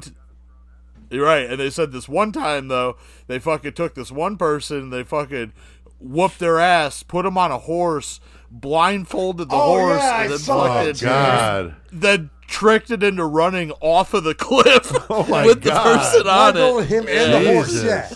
Fuck. Yeah, so them dudes were fucked. They were man. fucked up. God damn, that's How you gonna waste a absolute- horse like that? That's awful, man. Dude, back in those days, that's your fucking right around, bro. Yeah, exactly. Now, next week, we're going to Poland. Going to take a little trip over to Poland, do a Polish serial killer, so Jeff and Shane can do a little dance or whatever the fuck they want to call it for their countrymen here. And this guy, he murdered 9. He was dubbed the Scorpion, which is kind of a cool name, you know. I mean, it's not He had bad. a couple of different names, but his real name, Powell Tunchlin, or Tuchlin, his crime spanned from 75 to 83. And I bet a lot of our listeners have no fucking idea who I'm talking about, and those are the ones we like to do the most because we're going to educate you on that shit. So you're going to want to tune in next week, and that'll be the final recorded episode of the year. And I'll explain what that means as the story unfolds tonight. But the final episode of the year will, of course, be our big bonus episode, which you're going to hear about as the episode unfolds. So Izzy says he's going to stick it out. He's doing okay over there. yeah, It looks dude. like he's at home here at Horn's Eye, so that's good. Oh, yeah. And we got a lot of podcasts left. We got a great killer cage match, so it should be fun. I'm scared. So I'm glad Izzy's down with this. And then Joey, what about some page of days for us? I just got a quick one today. They did a pretty fucking lengthy one about fucking Lacey Peterson, which I like that, Yeah. but I think we should do that case. Oh, I don't want to yeah. spend too long. That's a long one. So Right. anyway, on another note too, I did get the fucking 2024 fucking. You got I it? was just going to page of ask days, you about so, that. yeah. Right Fuck on, right yeah, on. dude. Yeah, so I do have that. So anyway, the one I'm going to talk about today is a case that was Cone versus California. Now, in this case, it established a precedent that affected the extent to which states could regulate free speech in order to maintain order. And this case originated with the 1968 arrest of Paul Robert Cone, and ultimately decided that Cone could not be convicted of disturbing the peace simply because he wore a jacket that said "fuck the draft" in protest against the Vietnam War. In the public halls of the Los Angeles courthouse, he was there. He was testifying as a witness in an unrelated case, but there was a court officer that saw Cone wearing the jacket in the hallway, and he asked the judge to hold him in contempt, but the judge declined because by the time Cone came into the courtroom, he had already taken the jacket off. But the court officer followed Cone out of the court and arrested him after he put the jacket back on. Wow. The Supreme Court ruled in Cone's favor on June 7, 1971, in a narrow decision, 5-4, and they determined that Cone's display of his feelings about the draft was protected under the First Amendment because it wasn't accompanied by any conduct that could be considered as disturbing the peace. Wow. Okay. And then, so Supreme Court Justice John Harlan, he was talking about this afterwards, about the decision, and he said, while the particular four-letter word being litigated here is perhaps more distasteful than most others of its genre, it is nevertheless often true that one man's vulgarity is another man's lyric. So I thought that was pretty cool. Yeah, that is cool. Yep. Page a day, always good for some information. Spawned quite a few different episodes, so we love some page a day. Yeah. Looking forward to 2024 page a day. So, all right, well, we have done our share of murdering tonight. I think it's time to crank up some fucking metal. So, Izzy, what the fuck are we gonna do? Let's get our metal on. Just because CK has passed on, he's not done educating the masses. CK will forever be the great metal motherfucker. We're here to stomp poser ass and eradicate the planet of their kind. CK has passed the torch to us, and we will forge the fuck on. In CK's name, we will bestow metal knowledge upon all of you. All right, forever in memory of the great metal motherfucker himself, CK. Fucking CK, always. And we got the Christmas theme, the Dude, Santa hat come on, on it's that CCK. time of year, you know, CK himself would have been like, Yeah. I'll rock that shit. Yeah, we used to put the wigs and shit on him, so CK was down. But the CCK, the cardboard CK, always in the corner there, keeping Always those our poser homie. guys away with his horns up high and his metal blade shirt. Fuck yeah. All right, so because CK is gone, we now take turns each week. We have the horns, and whoever's got the horns is in charge of the metal segment, and it's my turn. Now it's your turn. I got the horns, and I mentioned this earlier. I'm going to be talking about the band Legion of the Damned. Recently found out about these guys from Shane. They're a death thrash band, leaning a little more to the thrash side, but really, really killer. Yeah. Started in 1992 as a cult, but then changed to Legion of the Damned in 2006. These guys are from the Netherlands, so a Dutch band. These guys have fucking put out some shit. As a cult, they put out 5 albums and then 8 as Legion of the Damned. God damn. So that's a lot yeah, of they've put fucking- out some shit. Yeah. Full-length albums. Their newest release, The Poison Chalice, came out this year and is in my top 10 metal albums of the year. It's fucking amazing. The current lineup, Maurice Swinkles on vocals, Eric Flurin on drums, Harold Green on bass, and Twan Van Giel on guitar, and Fabian Verwedge. I think that's how you say that. I don't know. You done fucked that up. I'm hey, sorry. On guitar as well. Now, Twan is leaving the band, but is finishing up a couple big shows they had booked, and they got a new replacement coming in when he's gone. So they're still going to be around. But yeah, a lot of albums, a lot of stuff to listen to. But go check out the new one that came out this year called The Poison Chalice. It's amazing. Really, really good stuff. So get some cool music videos, too, if you like watching videos. Fucking right. Check them out on YouTube.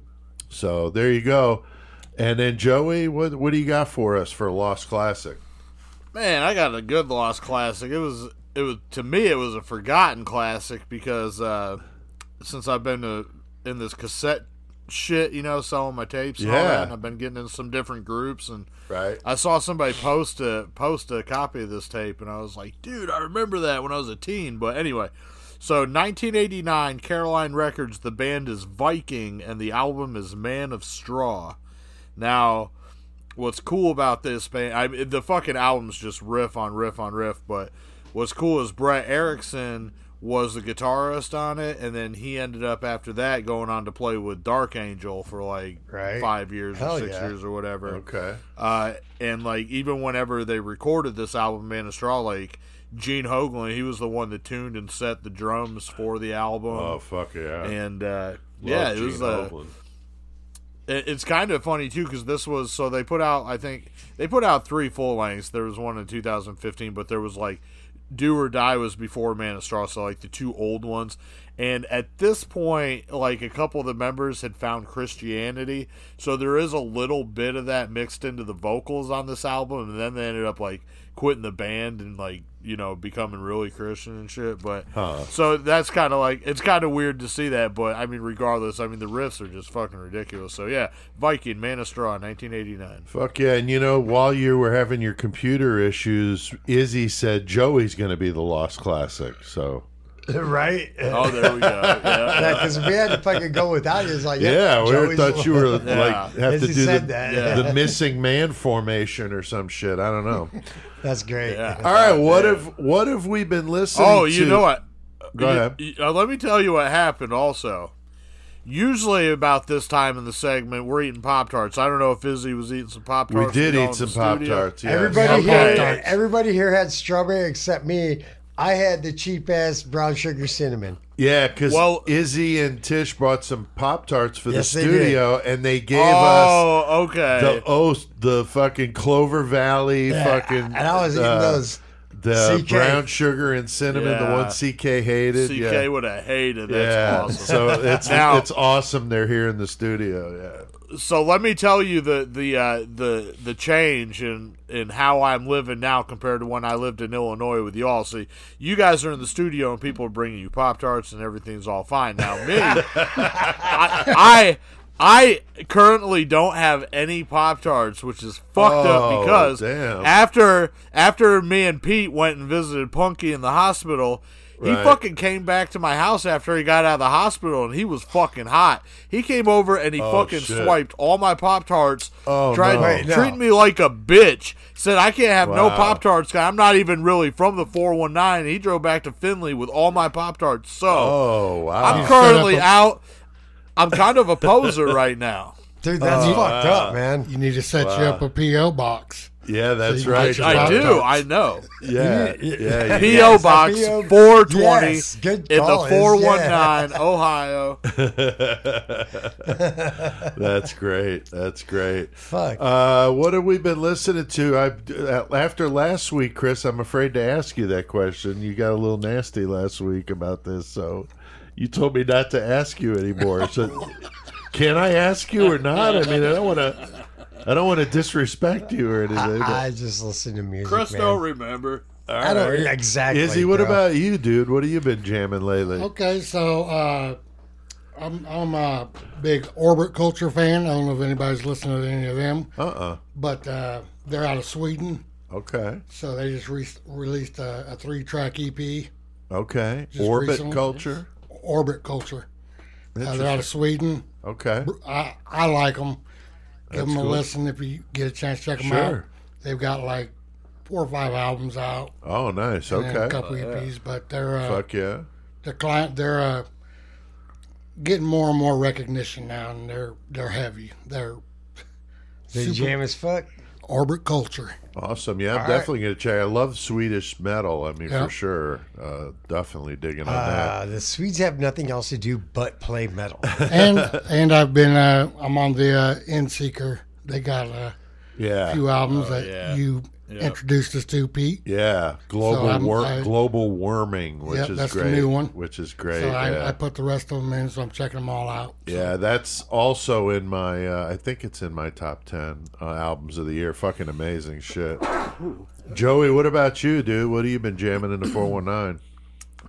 I was jamming some Bloodhound Gang, Jimmy Pop. Oh, dude, nice. Man, I got this fucking I got this CD for like fucking, I think I got it for $1 or whatever at the fucking at the record store, and it was called Metallic Assault, and it was like 10 Metallica cover songs, and I was like, I'm looking at it and shit, and it's got fucking like everybody that's on it, like Robert Trujillo does a couple bass tracks on it, Lemmy Kilmister, fucking Scotty and Billy Milano. No shit. Like they got like Whiplash is Billy Milano on vocals and Scotty and on guitar. Oh wow. Dave Lombardo does drums on a song. So like I was like, what the fuck, John Christ from Danzig? I was like, dude, there was fucking like some heavy hitters just doing Metallica songs for $1. What the hell? I'll buy that. So what's his name, Chris? From fucking Ugly Kid Joe. Fuck, god damn it, Whitfield Crane. Yeah, him. Yeah, Whitfield Crane. He does the song on there too. Yeah. So anyway, I've been listening to that. I got that for $1. It's fucking pretty good pickup. They recorded it in 2001. I've been listening to fucking Reap, Burn from Plague, which is my buddy Vaughn, his new album that he put out with Kyle Chrisman on drums. Can't remember who else is in the band because I'm a terrible fucking dude, but that fucking album just dropped. That's fucking sick. And then another band that I just fucking fell on out of nowhere, I fucking sent a link to Pete. You might not have seen it yet, but this band from Greece called fucking Rifphobia. Oh, cool. This fucking thrash band. Holy fuck, these dudes fucking kill it. Oh, yeah, wow. you'll have to. I linked it on your Facebook. You have to check it out. Definitely gonna check that out. But it dropped the new album on me on my YouTube on the suggestions. Oh, nice. And I was like, 20, and so I was like, end of the year, let me fucking peep it out. Yeah. Another fucking, because this has been a good year for music. It's been amazing. And yeah. Fucking Rifphobia from fucking Greece. Rifphobia. Like, I think I've seen that name somewhere, and I remember thinking that's a cool band name, but didn't know. Rifphobia. Rifphobia. I keep You saying know what I just remembered I Rifphobia. listened to that I fucking popped in my head? What? Max Lighter? License to Ill. License to Ill. Oh yeah. The Beastie Boys. I did take a page out of Joey's selection. Did a little deathcore checking out and put on this band called Peeling Flesh. Oh yeah. I was like, I said, is that Joey's brother or what? Definitely one out of your.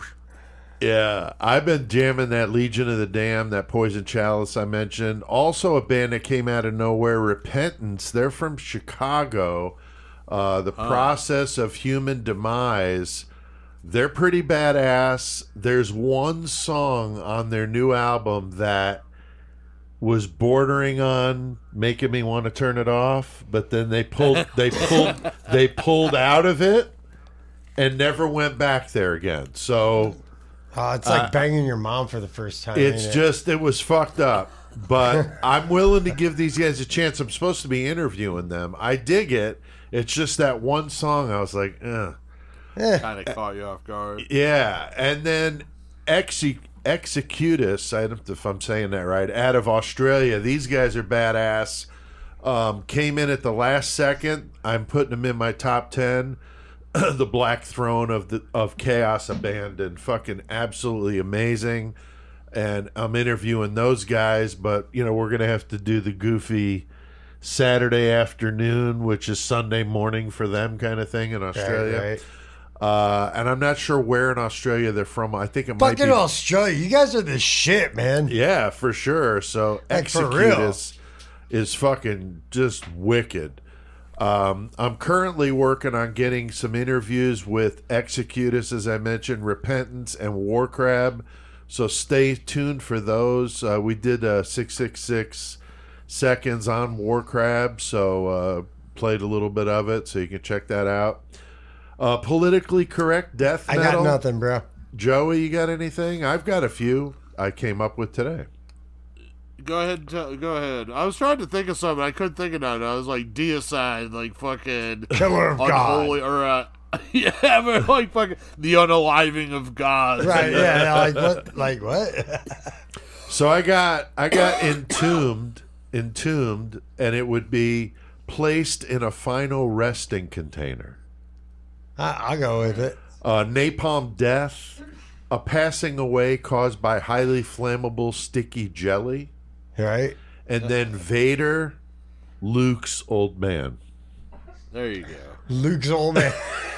Get the fuck out of here with you. Yeah. Sir. Awfully silly. So that's what I came up with. Politically correct death metal. Trying to get this to catch fire, but haven't had any listeners provide any. So please I don't think shoot about them it. to me, man. Pete at murdermetalmayhem.com. Remember? Shane did some. Yeah. That's right. Shane did some. That's right. So, Chris, you got the horns next, but you get a pass until next year because next week we're doing our top. Are we doing top fives or top tens? Top. I'm going to tell you. I'm just going to right. I'm just going to like, you know how much I tell you every week what I listen to. I know. You can have a top two if you want. I mean, I don't care. Whatever I love you want. this shit right here. Yeah, whatever. So it's up to you. Go home and so pick it out yeah, now. Joey, I'll do 10 and I'll just make it quick. So I mean, it won't be like this extended. I'll probably shoot 10 I'm going to off. start off. There's I'm so gonna start like you off the said, year. dude. There's so many good ones, man. It's ridiculous. I don't even know if they're going to be my top or my favorites because I might forget. So I know. Fuck these up. I've had a few that I've had to be like, oh fuck, I didn't put that in there. I feel like, what kind of fucking nerd do I got to be to fucking write a fucking list all year long? Like, oh, this was a good album. Let me give it 3 stars, and then at the end of the year, be like, hey, I had 4 with 5 stars and 3 with 3. Right, no, right. This is just some of my favorite shit that I've heard this year. Well, it's nice Fucking in my screech. phone because it shows the year of the release. So that's how I've been doing them. Is I'm like, okay, these are 2023. So Chris, you can ponder that. You got plenty of time. I until don't. the I already first- know who I'm doing. Oh, okay. Who Just you don't want to forget. say? You want to say or Yeah. no? Okay. I am gonna do Necrogoblicon.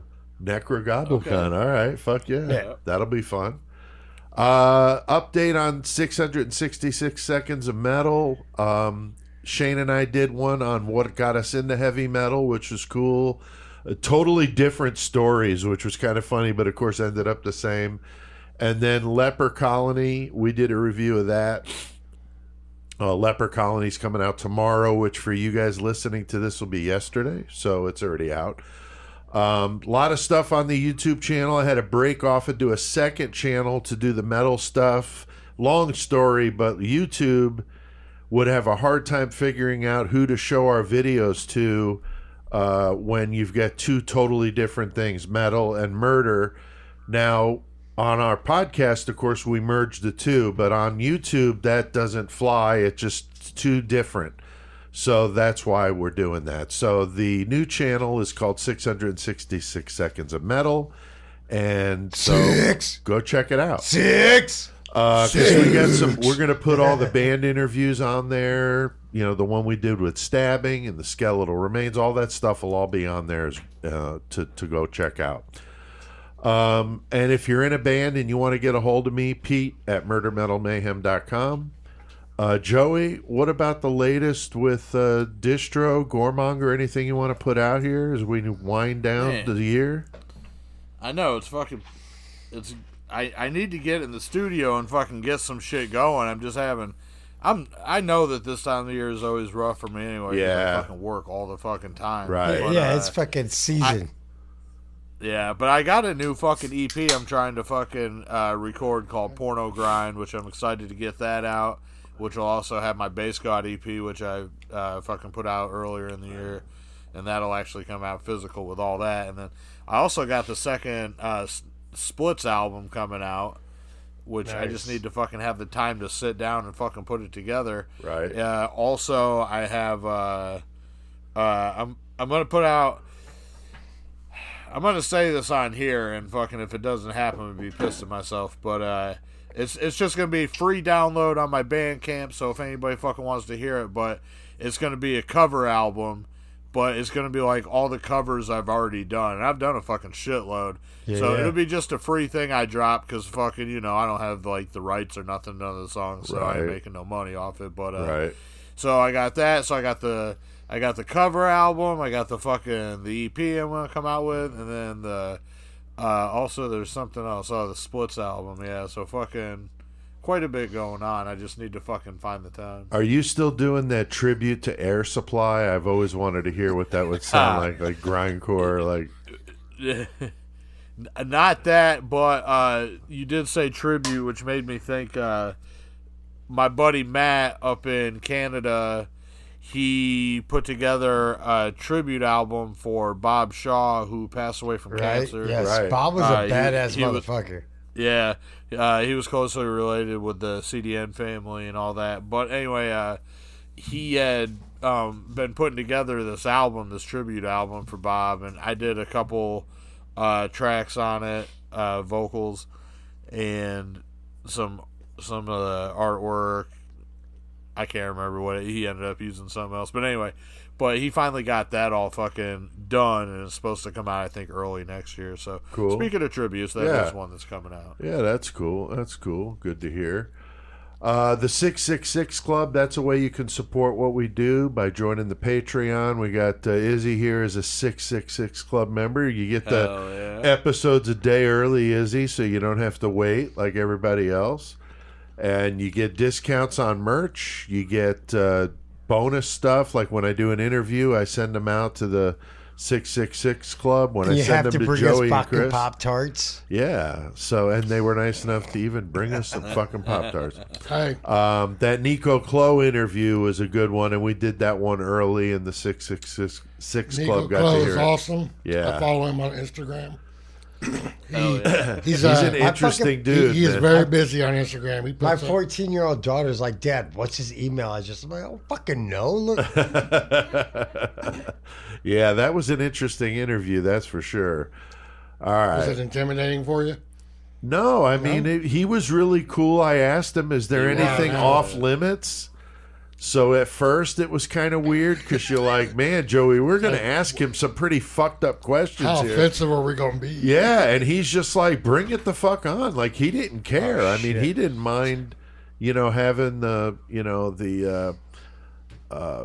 we're good. The questions we were asking him was totally fine. I mean, he didn't bother him at all. So it was pretty cool. Yeah, he seemed laid back and matter of fact. Very much so. Very much so. All right, well, we have done our fair share of metal tonight, so Joey, what the fuck do we need to do? Let's head into this crazy-ass mayhem. Oh, God.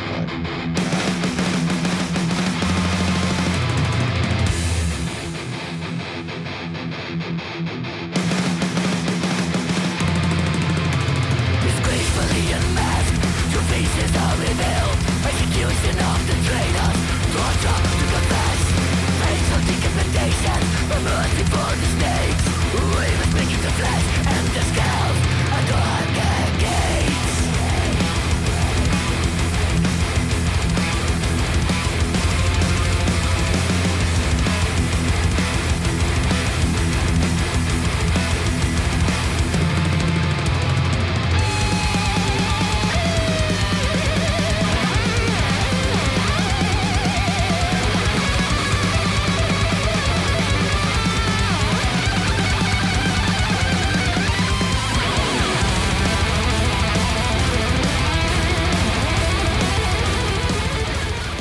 Hi, thanks for calling Couchfucker Upholstery Cleaning.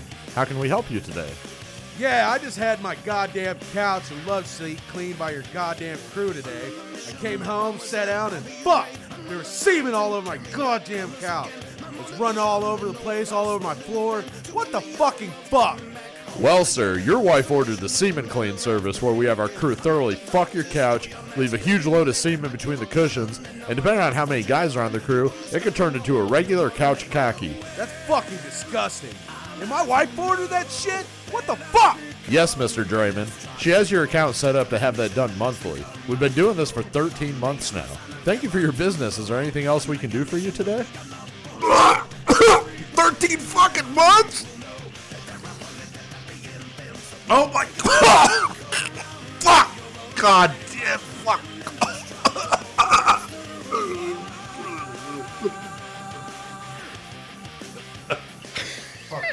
Oh my God. Wow, going back to 2019 with the couch fucker upholstery cleaning. That's some good stuff. Joey doing the narrator voice there. That was great. Pete Saratovich doing the caller. Yeah. That was fucking awesome. And that's the kind of stuff you get on our album, Hysterical, Distasteful, and Stupid, Volume 1. 45 commercials just like that one, Chris. I mean, dumb shit. Oh, we're gonna do They're more hysterical, dumb shit. Distasteful, and stupid. I mean, that's exactly what it is. If you like vile things, these commercials are probably some of the most vile things you've ever heard. They are. They're really bad. And it's only $6.66. So you can buy one from your grandma. And fucking Christmas would be a beautiful gift. So check it out on our website. Before that was Legion of the Damned, and that song, how badass was that? That was Skulls sweet. Adorn the Traitor's Gate. I love the name of these songs. Fucking amazing. Definitely give those guys a listen. They've got several albums, as I mentioned in the feature there before, so great band. Yeah. Anybody got mayhem to share? I have a little story I want to tell that just happened. Okay.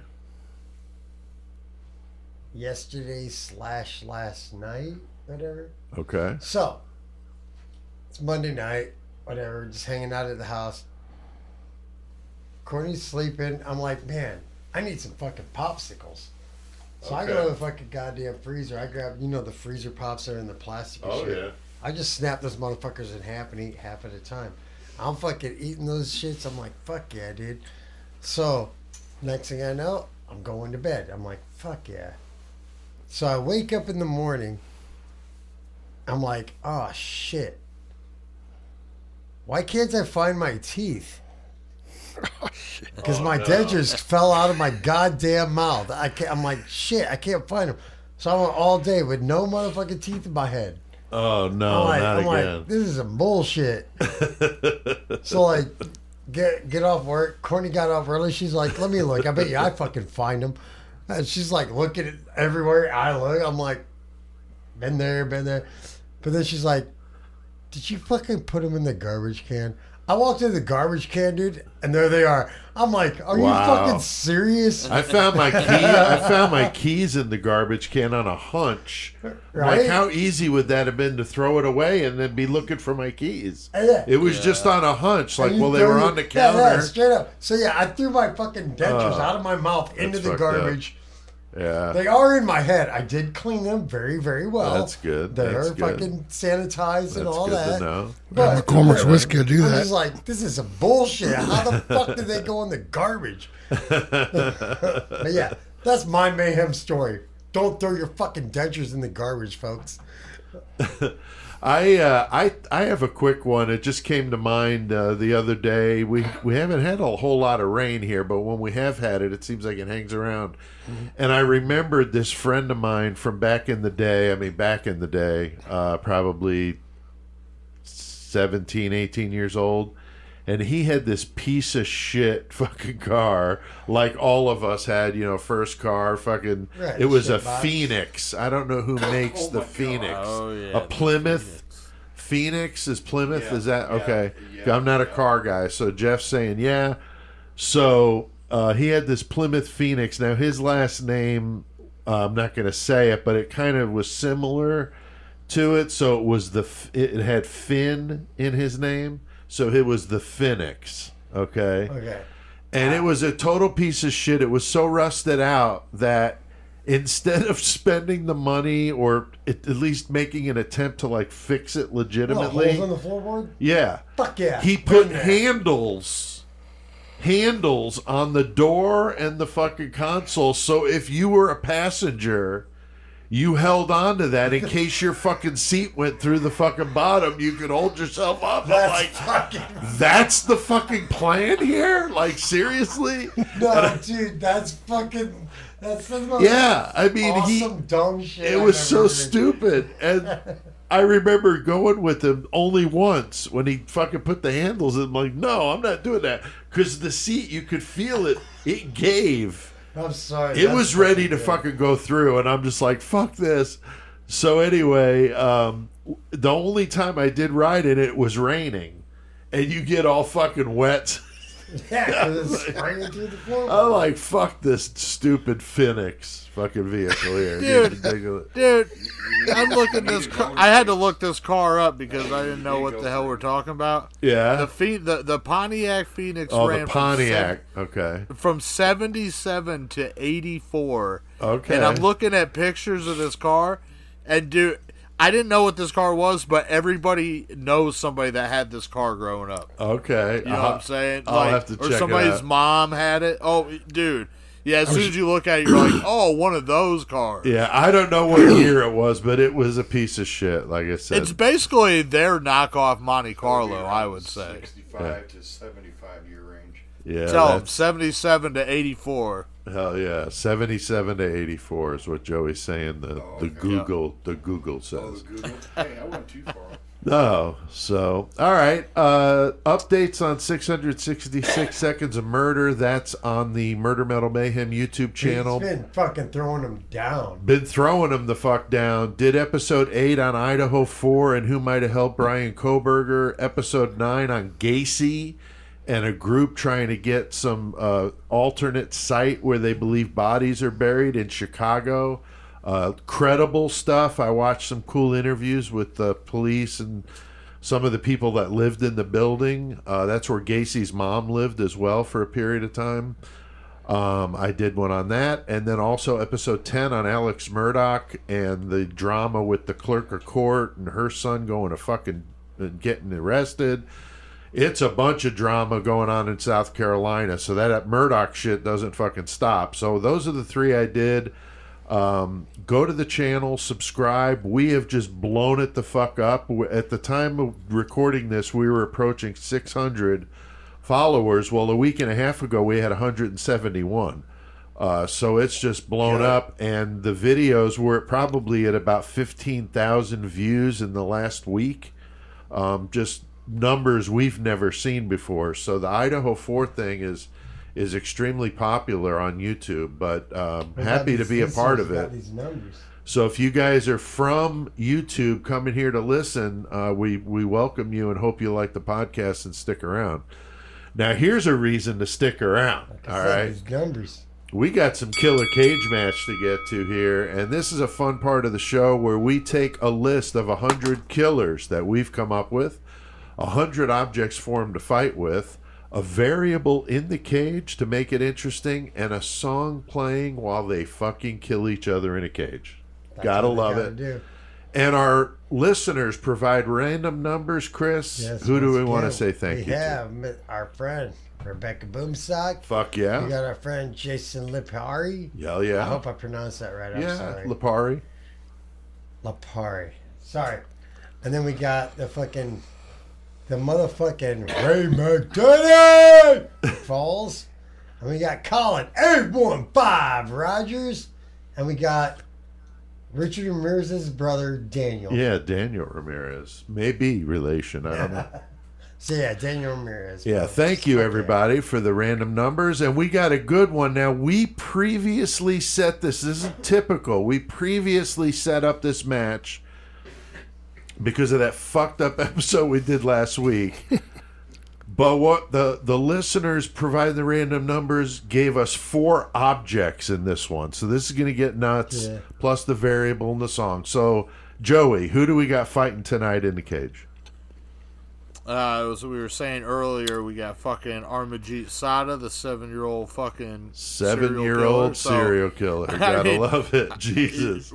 We're talking about in his prime, so we're saying 7 to 10. Bashing skulls, But he's fighting against fucking fictionist, yet fucking still badass, David Parker Ray, fucking, or Charles Lee Ray, fucking Chucky from the Child's Play series. Fuck yeah. So Chucky going up against old Amarjeet Sada, the 7-year-old serial killer. And Chris, they got some fun objects this time. So what do they got? So they have themselves a large leather-bound Bible. Okay. They got themselves a glass bottle of Coca-Cola. Old school shit. And an anal fleshlight. So nice. It's like a fleshlight, so it's like not a pussy. It's a butthole. Right. We understand. Pound it. And then they have themselves a pair of needle-nose motherfucking pliers. Okay. Right. Wow, that's a lot to get your head around there. That's a fight sequence. And the variable, Joey, is excellent here. What is the variable this time? Chris's brother Michael Shawback. Shawback. Oh boy. Staggering drunk with tassels on his nips and nothing but a Speedo. Oh man, that's a sight. I think I'd rather gouge my fucking eyes out than ever see such a thing. And that should be on the Murder Metal Man wall right behind. Yes, it should, dude. Yes, it should. The song playing is "Where the Slime Lives" by Morbid Angel. Fucking badass. Okay. So we got some badass jams going on tonight. Chucky. So here we got Amarjeet Sada going up against Chucky. They're going to be fighting with a leather-bound Bible, a large leather-bound Bible, a glass Coca-Cola bottle, an anal fleshlight, and a pair of needle-nose pliers, and Michael Shawback staggering drunk with tassels on his nipples in nothing but a Speedo. That is just a fright. And the song playing, "Where the Slime Lives" by Morbid Angel. Chris, where the fuck do we go with this crazy shit? Okay, first thing I want to say is my brother, he's just stumbling around. He's like, I'm fucking jerking shit. I don't give a fuck about none of this. Fuck you! Fuck you! So, but then you got fucking Sada. He's like all like sly. He's creeping in. So he comes in and he's like, I think I'm going to take that leather or that fucking goddamn fleshlight and I'm just going to use it as a bat and beat that kid. Meanwhile, Chucky, he just comes around and he grabs that Bible. Now he's doing incantations and everything all over the Bible. He's like, take me, because fucking Charles Lee Ray, he knows these spells, so the Bible helps with him.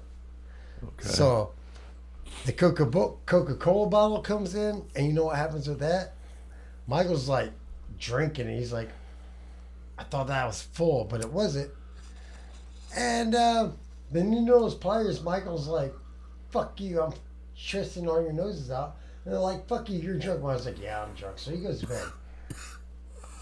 So Charles Lee Ray takes a needle on his pliers and fucking rips out fucking Sada's eyes. And then, I don't know, I'm lost, dude. I fucking lost myself. You're fucking pretty hammered, yeah. Nah, I'm not sorry. I'm lost.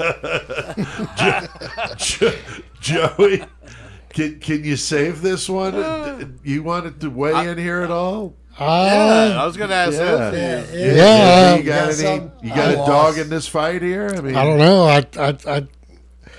I don't know how the tassels are attached, but I would say the needle nose pliers would probably rip them off, used in there and rip them off. Okay. Michael, so that eliminates him. I wouldn't want to touch Michael with the Speedo and the tassels. That's why he used the needle nose. Okay, all right. And then I don't know. Yeah, I'd say Chucky would get that Bible. Yeah, and put his incantation out there, and I don't even see the little kid even probably be scared off. Yeah, so I would say dude, Chucky would ultimately. I mean, no matter what, I'm giving it to Chucky, and Michael's just drunk, just like me. Joey, what about you, dude? What do you think on this one? Now with this one, like, first off, if the bell was to just ring and all of a sudden fucking like Amarjeet Sada and Chucky were to go at each other, it would probably look like a fucking Sonic the Hedgehog game with these two little motherfuckers flying around all over each other and shit. Right. Anyway, so that's what I see in my head when I first think about it. But anyway, for the sake of the Killer Cage match, we're fucking walking in there with Where the Slime Live fucking jam, which is badass. Dope because we don't always got badass too. Like we always got tunes, goofy but not shit. Always like, yeah. So we're going fucking hard with the Morbid Angel. Right now. The problem with Michael is, I mean, it's unfortunate for Michael, but because of the fact that Amarjeet Sada is an underage child, so I have to watch what I say, and because Chucky is a fictitious character, I have to, Michael unfortunately gets the end of the stick on this one. Oh, so no, literally. Michael's drunk and he's got the tassels and he's just fucking mean face frowning all over the place because he's like, what? And he says that. I ain't gonna lie. I can't roll a joint. What? And we love you, Michael. Yeah. So anyway, Amarjeet Sada and fucking and Chucky, they're like, oh man, that drunk motherfucker over there, we're gonna fucking give him what he wants. And they grab that fucking fleshlight and they shove it up Michael's ass, and they're like, now we're gonna fuck him with the fleshlight in his ass. And Amarjeet Sada's like, well, I would like to, bro, but I can't because I'm a little kid, so I can't have my penis out on the show because we're going to get in trouble, so I got to step away from this one. And Chucky's like, well, I don't even really have a dick, so I can't fucking do it, so now what the fuck are we going to do?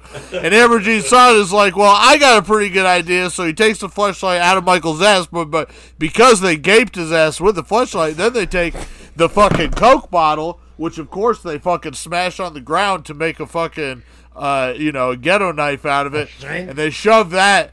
They shove that neck first into Michael's ass, and then fucking tilt him up, take the Bible, and start fucking ripping it up, shoving it into the bottle, taking the needle nose and pushing it into Michael's ass. And the whole Bible goes into Michael's ass, Jesus. And he's just drunk with tassels with Morbid Angel going. And then by the time they're done, they're like, well, now what the fuck do we got to do? And they're Sonic the Hedgehog fighting each other. And, the problem is Amarjeet Sada, I've never seen him fucking come back in a sequel. Chucky's come back mad times, so right. Chucky wins this one. He fucking wins. Fucking right, dude. I think Michael just sobered up on that one. He's getting ready to head to 419 right now. We were like texting Casper, we're like, "What the fuck, bro?" If anything will sober fuck you are up, you doing to me? A leather-bound Bible stuck in your butthole. I mean, that would definitely sober a person up. Literally have the Bible shoved up your ass. Always a fan favorite, and because it's a fan favorite, we got some little wrestling updates here for you. So. I told you guys I got this voicemail from Old Creole that I wanted to play for everybody listening to the podcast. So, luckily, since I'm a pimp in the 419, I fucking had the software to intercept the message, and I have also heard it. Oh, okay. But Chris hasn't yet, so he's going to check it out. Yeah, Chris is going to hear this. So, all right. So let's play it. Hey there, Mr. Pete. You didn't pick up your phone, so I'm going to leave you this voicemail. This here is Robert Benoit. You know who I am, Old Creole. It's time we got down to brass tacks and get this wrestling match on the road once again. Last year, me and old Punky, the bitch ass that he is, we got into a real good match. And I was on the road to victory till that sick ripper came in and interrupted our fun. But I kind of admire a man that'll come in with a chair and just beat somebody over the head. Sick Ripper, if you out there, son, you can join up with me, Robert Benoit, and we could ride the Gator Grab and the Cajun Claw to victory over Pierre and that 419 bitch, old Punky Brewster bitch ass. Hell, after the match, we can even go to McDonald's and get us some Big Macs. Catch on! Wow. Jesus fucking Christ. Damn. I mean, he is definitely fucking throwing some fucking shade at fucking Punky. Wow. So, I don't even know. God, what do you guys think, damn. Joey? What do you think about that, man? I mean, Old Creole fucking throwing the glove down, dude. I mean, throwing the glove down, but at the same time, wanting to hook up with Sick Ripper, that's probably a fucking pretty sweet move on his part. Right. That's some killers right there. Yeah, so that's interesting to see how this thing shakes down. I haven't heard from Pierre Poutine yet, so we don't know where he's at. And we've got a new wrestler wanting to get in on this shit. Stanislaw Grabowski, the touchy Pole. So we got Stanislaw Grabowski apparently wanting to get in on this shit too. We got fucking Joe Ball. We got to talk to Joe Ball because we know Joe's going to want to get in on this. So it's going to be insane. Now, I mentioned to you guys about Bobby Gavone, a guy that I know from the Bronx that's willing to get a match set up for us. So if you guys are cool, I'll go ahead and we'll get him in. Patch, he's been on standby here waiting for us. So let me promoter. Let me get him a quick text. Standing outside with a shine box. Motherfucker got his pinstripe suit and shit. All right, well, I got him on. Bobby, what's up, man? Good to have you on Murder Metal Mayhem. I'll tell you what's up, Pete. You know, it's going to be one hell of a big fucking wrestling match between these two fucking teams, okay? We're going to be making a formal announcement next week on the date and who's going to be fighting because we don't have everybody in yet. But it's going to be one hell of a fucking way to end 2023. That's all I got to say. God damn. You got Bobby Gavone on this one, so. Bobby Gavone, what up, bro? That's right. That's right. Well, thanks a lot, Bobby, man. That was awesome. But fucking, that's going to be an amazing fucking match. What a way to end the season, to end 2023 with the crazy match. Ooh. Last time we did this, Sick Ripper came in with the chair and just fucking took everybody out all crazy. So, hey, Bobby, how'd you feel about that night? I thought it was bullshit, you know. I mean, you just don't fucking come in the ring and start swinging fucking chairs, you know. I mean, it's like Bush League, you know? Hey, yo, look at me. Come on, you're Bobby Gavone. I know where you came from. You never swung a chair on somebody before? I pull more than a fucking chair, you know? Yeah. Like a fucking switchblade. Or a fucking 38 fucking special between the fucking eyes. There you go. How about so that? this fight's going to be good, though, right? It's going to be fucking amazing. That's yeah. what I just got done fucking saying. God damn. All right. Sorry, yeah. Bobby. Don't shoot me, bro. Yeah. All right. Give it to Bobby. All right. So there you have it, guys. This is going to be crazy. Bobby's all amped the fuck up. Creation of Chaos 4, that's my latest book, a collection of short stories. You can go to PeteAltieri.com to get one. Also got the audio version of it. I read it for you, and it's on Audible, Amazon, Apple, and you can also get it from my website. So either way, you can get the audiobook if you want to do that. The YouTube channel, I've been talking about it. Man, go subscribe. It doesn't cost anything, and you get a lot of cool shit there. Been pretty interesting doing some polls on there, and there's like a message board kind of feature. So YouTube is really cool. You can go to anywhere, and you can just send me like. It's another alternative while you're waiting for your next episode of Murder Metal Mayhem. That's right. That's right.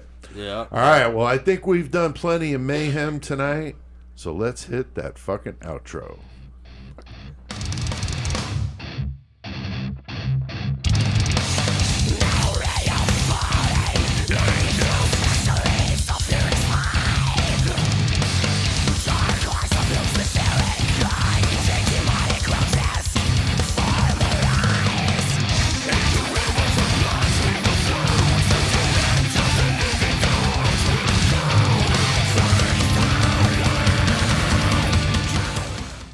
Fucking Chronicle, man, from Denmark. Definitely in my top 10 albums of the year. Fucking amazing. Living Hellscape was that song off the new album. Fucking amazing. Definitely go check those guys out. Lots of huge potential. They're a young band. Fucking unbelievable. Everybody in that band is a great musician. I did an interview with them. It's on the YouTube channel. So you can listen and watch that. Thanks to Izzy for suggesting the Harpe Brothers and coming in here, dude. I mean, awesome. And Tish for putting up with our fucking stupid asses. Any other ideas you got that you want to fucking come in on? Yeah, definitely let us know. Joey, what about the bumper music tonight? We had Chronicle, Legion of the Damned, and Low 12. Fuck yeah. Metal segment intro music, Chris? Always. The great metal motherfucker. Very well put. Crysis. Exactly. And the Murder Metal Mayhem intro music is Crawl Space by Low 12. Thanks to you guys listening out there. We keep seeing the numbers coming in. We appreciate it very much. If you're from YouTube coming over here, awesome that you stuck it out this long. Chris, what about that first comment we want to read? First of all, we have Say Ain't Pedro 666 says, I see you every week on the forklift at my job, night job. You guys have me laughing my ass off, and it definitely helps pass the time. I'm in Benton, Texas. I love it when you guys have on Tex. Hell yeah. Tex is the badass motherfucker. Yeah, Tex is awesome. Fuck yeah. Thank you for listening on your forklift driving around. I'm surprised you haven't wrecked. Izzy, you want to read one? The second one there? Sure. Robert White 643 commented, I'm a new listener in Boise, and a girl at work told me about your podcast. She loves it. I really liked your Adolfo Consalvo episode. That dude was fucked up. Yes. Uganda LOL, Joey. That's great. Hell yeah. Thanks, Robert. Awesome. Joey, what about that third one? The third one is Dallas Fan for Life said that one you did about the guy that fucked his dead mom. That shit was insane. I don't know how you guys made that funny, but I was laughing my ass off and doing bonk hits with Joey in the 419. Hell yeah. That's good because I'm doing one as I'm reading your comments. So awesome. There you go. Keep that 419. That was Kevin Davis. Yes. Yeah. And the last one, Fiona Batavia comments, I love the metal you play on Murder Metal Mayhem. I've learned about I've learned about so many bands. I love the band interviews on your YouTube channel, so I started listening to the podcast. Also great. So, hell yeah. Well, thanks, Fiona. Fucking keep listening. Keep checking us out. Tell your friends we do dumb shit. We're not smart. No, it's kind of like, stuff. The jackass, Beavis and Butthead type of humor, right? Pick up a copy of one of my books. I'll link to that in the episode description. The murdermetalmayhem.com website where you can pick up some merch. We got our t-shirts. Both Izzy and his wife wearing the different shirts. We get the original. We don't have many left. And the other, the zombie shirt. Fucking killer, multicolored, great Jeff Gaither art. Well worth it and good quality shit. So go to the website. You can order them. And you can get a copy of Hysterical, Distasteful, and Stupid, Volume 1 for only $6.66. Mention Joey's distro. Joey, anything? You want me to link to it? Well, I'll link to it down in the episode description. To it. If anybody's wanting to buy some CDs and shit, you can always hit me up. Definitely your know cassette, that. Like your cassette game, man. I know. I'm fucking learning. Yeah, Joey's been selling the dog shit out of these fucking cassettes. Yeah, I don't know how I know it is. It's crazy. Let me tell you too. Now throw it out on the podcast. But I fucking went to the Goodwill the other day because I was gonna look through their fucking books and shit, right? See if I could find any for fucking gifts and shit for Christmas. And there was they got like the little section that had like fucking CDs and like. DVD players and just bullshit ass electronics, but there was this one fucking like Sony little boombox thing like everybody had in their bathroom growing up, and their fucking sisters were curling their hair and shit, and with a had the cassette player. Yeah, and this little girl came up, like probably not a little girl, she was probably like 13 or 14, but came up there with her mom, and she was like, "Oh, there it is," and she fucking wanted to buy that because she wanted to get it for the cassette, and right. She was like. Talking about going to buy some cassettes online and shit. So, yeah, it is crazy, like, the retro thing, Yeah. Just nostalgia and turn it back onto the fucking new kids and shit, and they see just something brand new. So yeah, it's unbelievable. Oh, yeah, that was the shit back in the day. That was the shit. Anti-skip. That's how it used to be. You can like our Facebook group. Follow us on Twitter. We have an Instagram now. Shane's in on that. Subscribe to the YouTube channel. Been mentioning those, the two of them. And so there's multiple ways you can get in touch and support what we do by going to the Patreon, patreon.com/murdermetalmayhem for $3 a month. Come get some. or you can do it on the website and save 25% off to do it that way. Can't let him go without hearing a karaoke song, a little blast from the past, so crank this shit up. And until next time, keep one foot in the gutter. And keep your fucking fists in the air at Cave and Rock for FTA, motherfuckers. Yeah! This one's for you, Michael, because I know how much you love this shit, brother.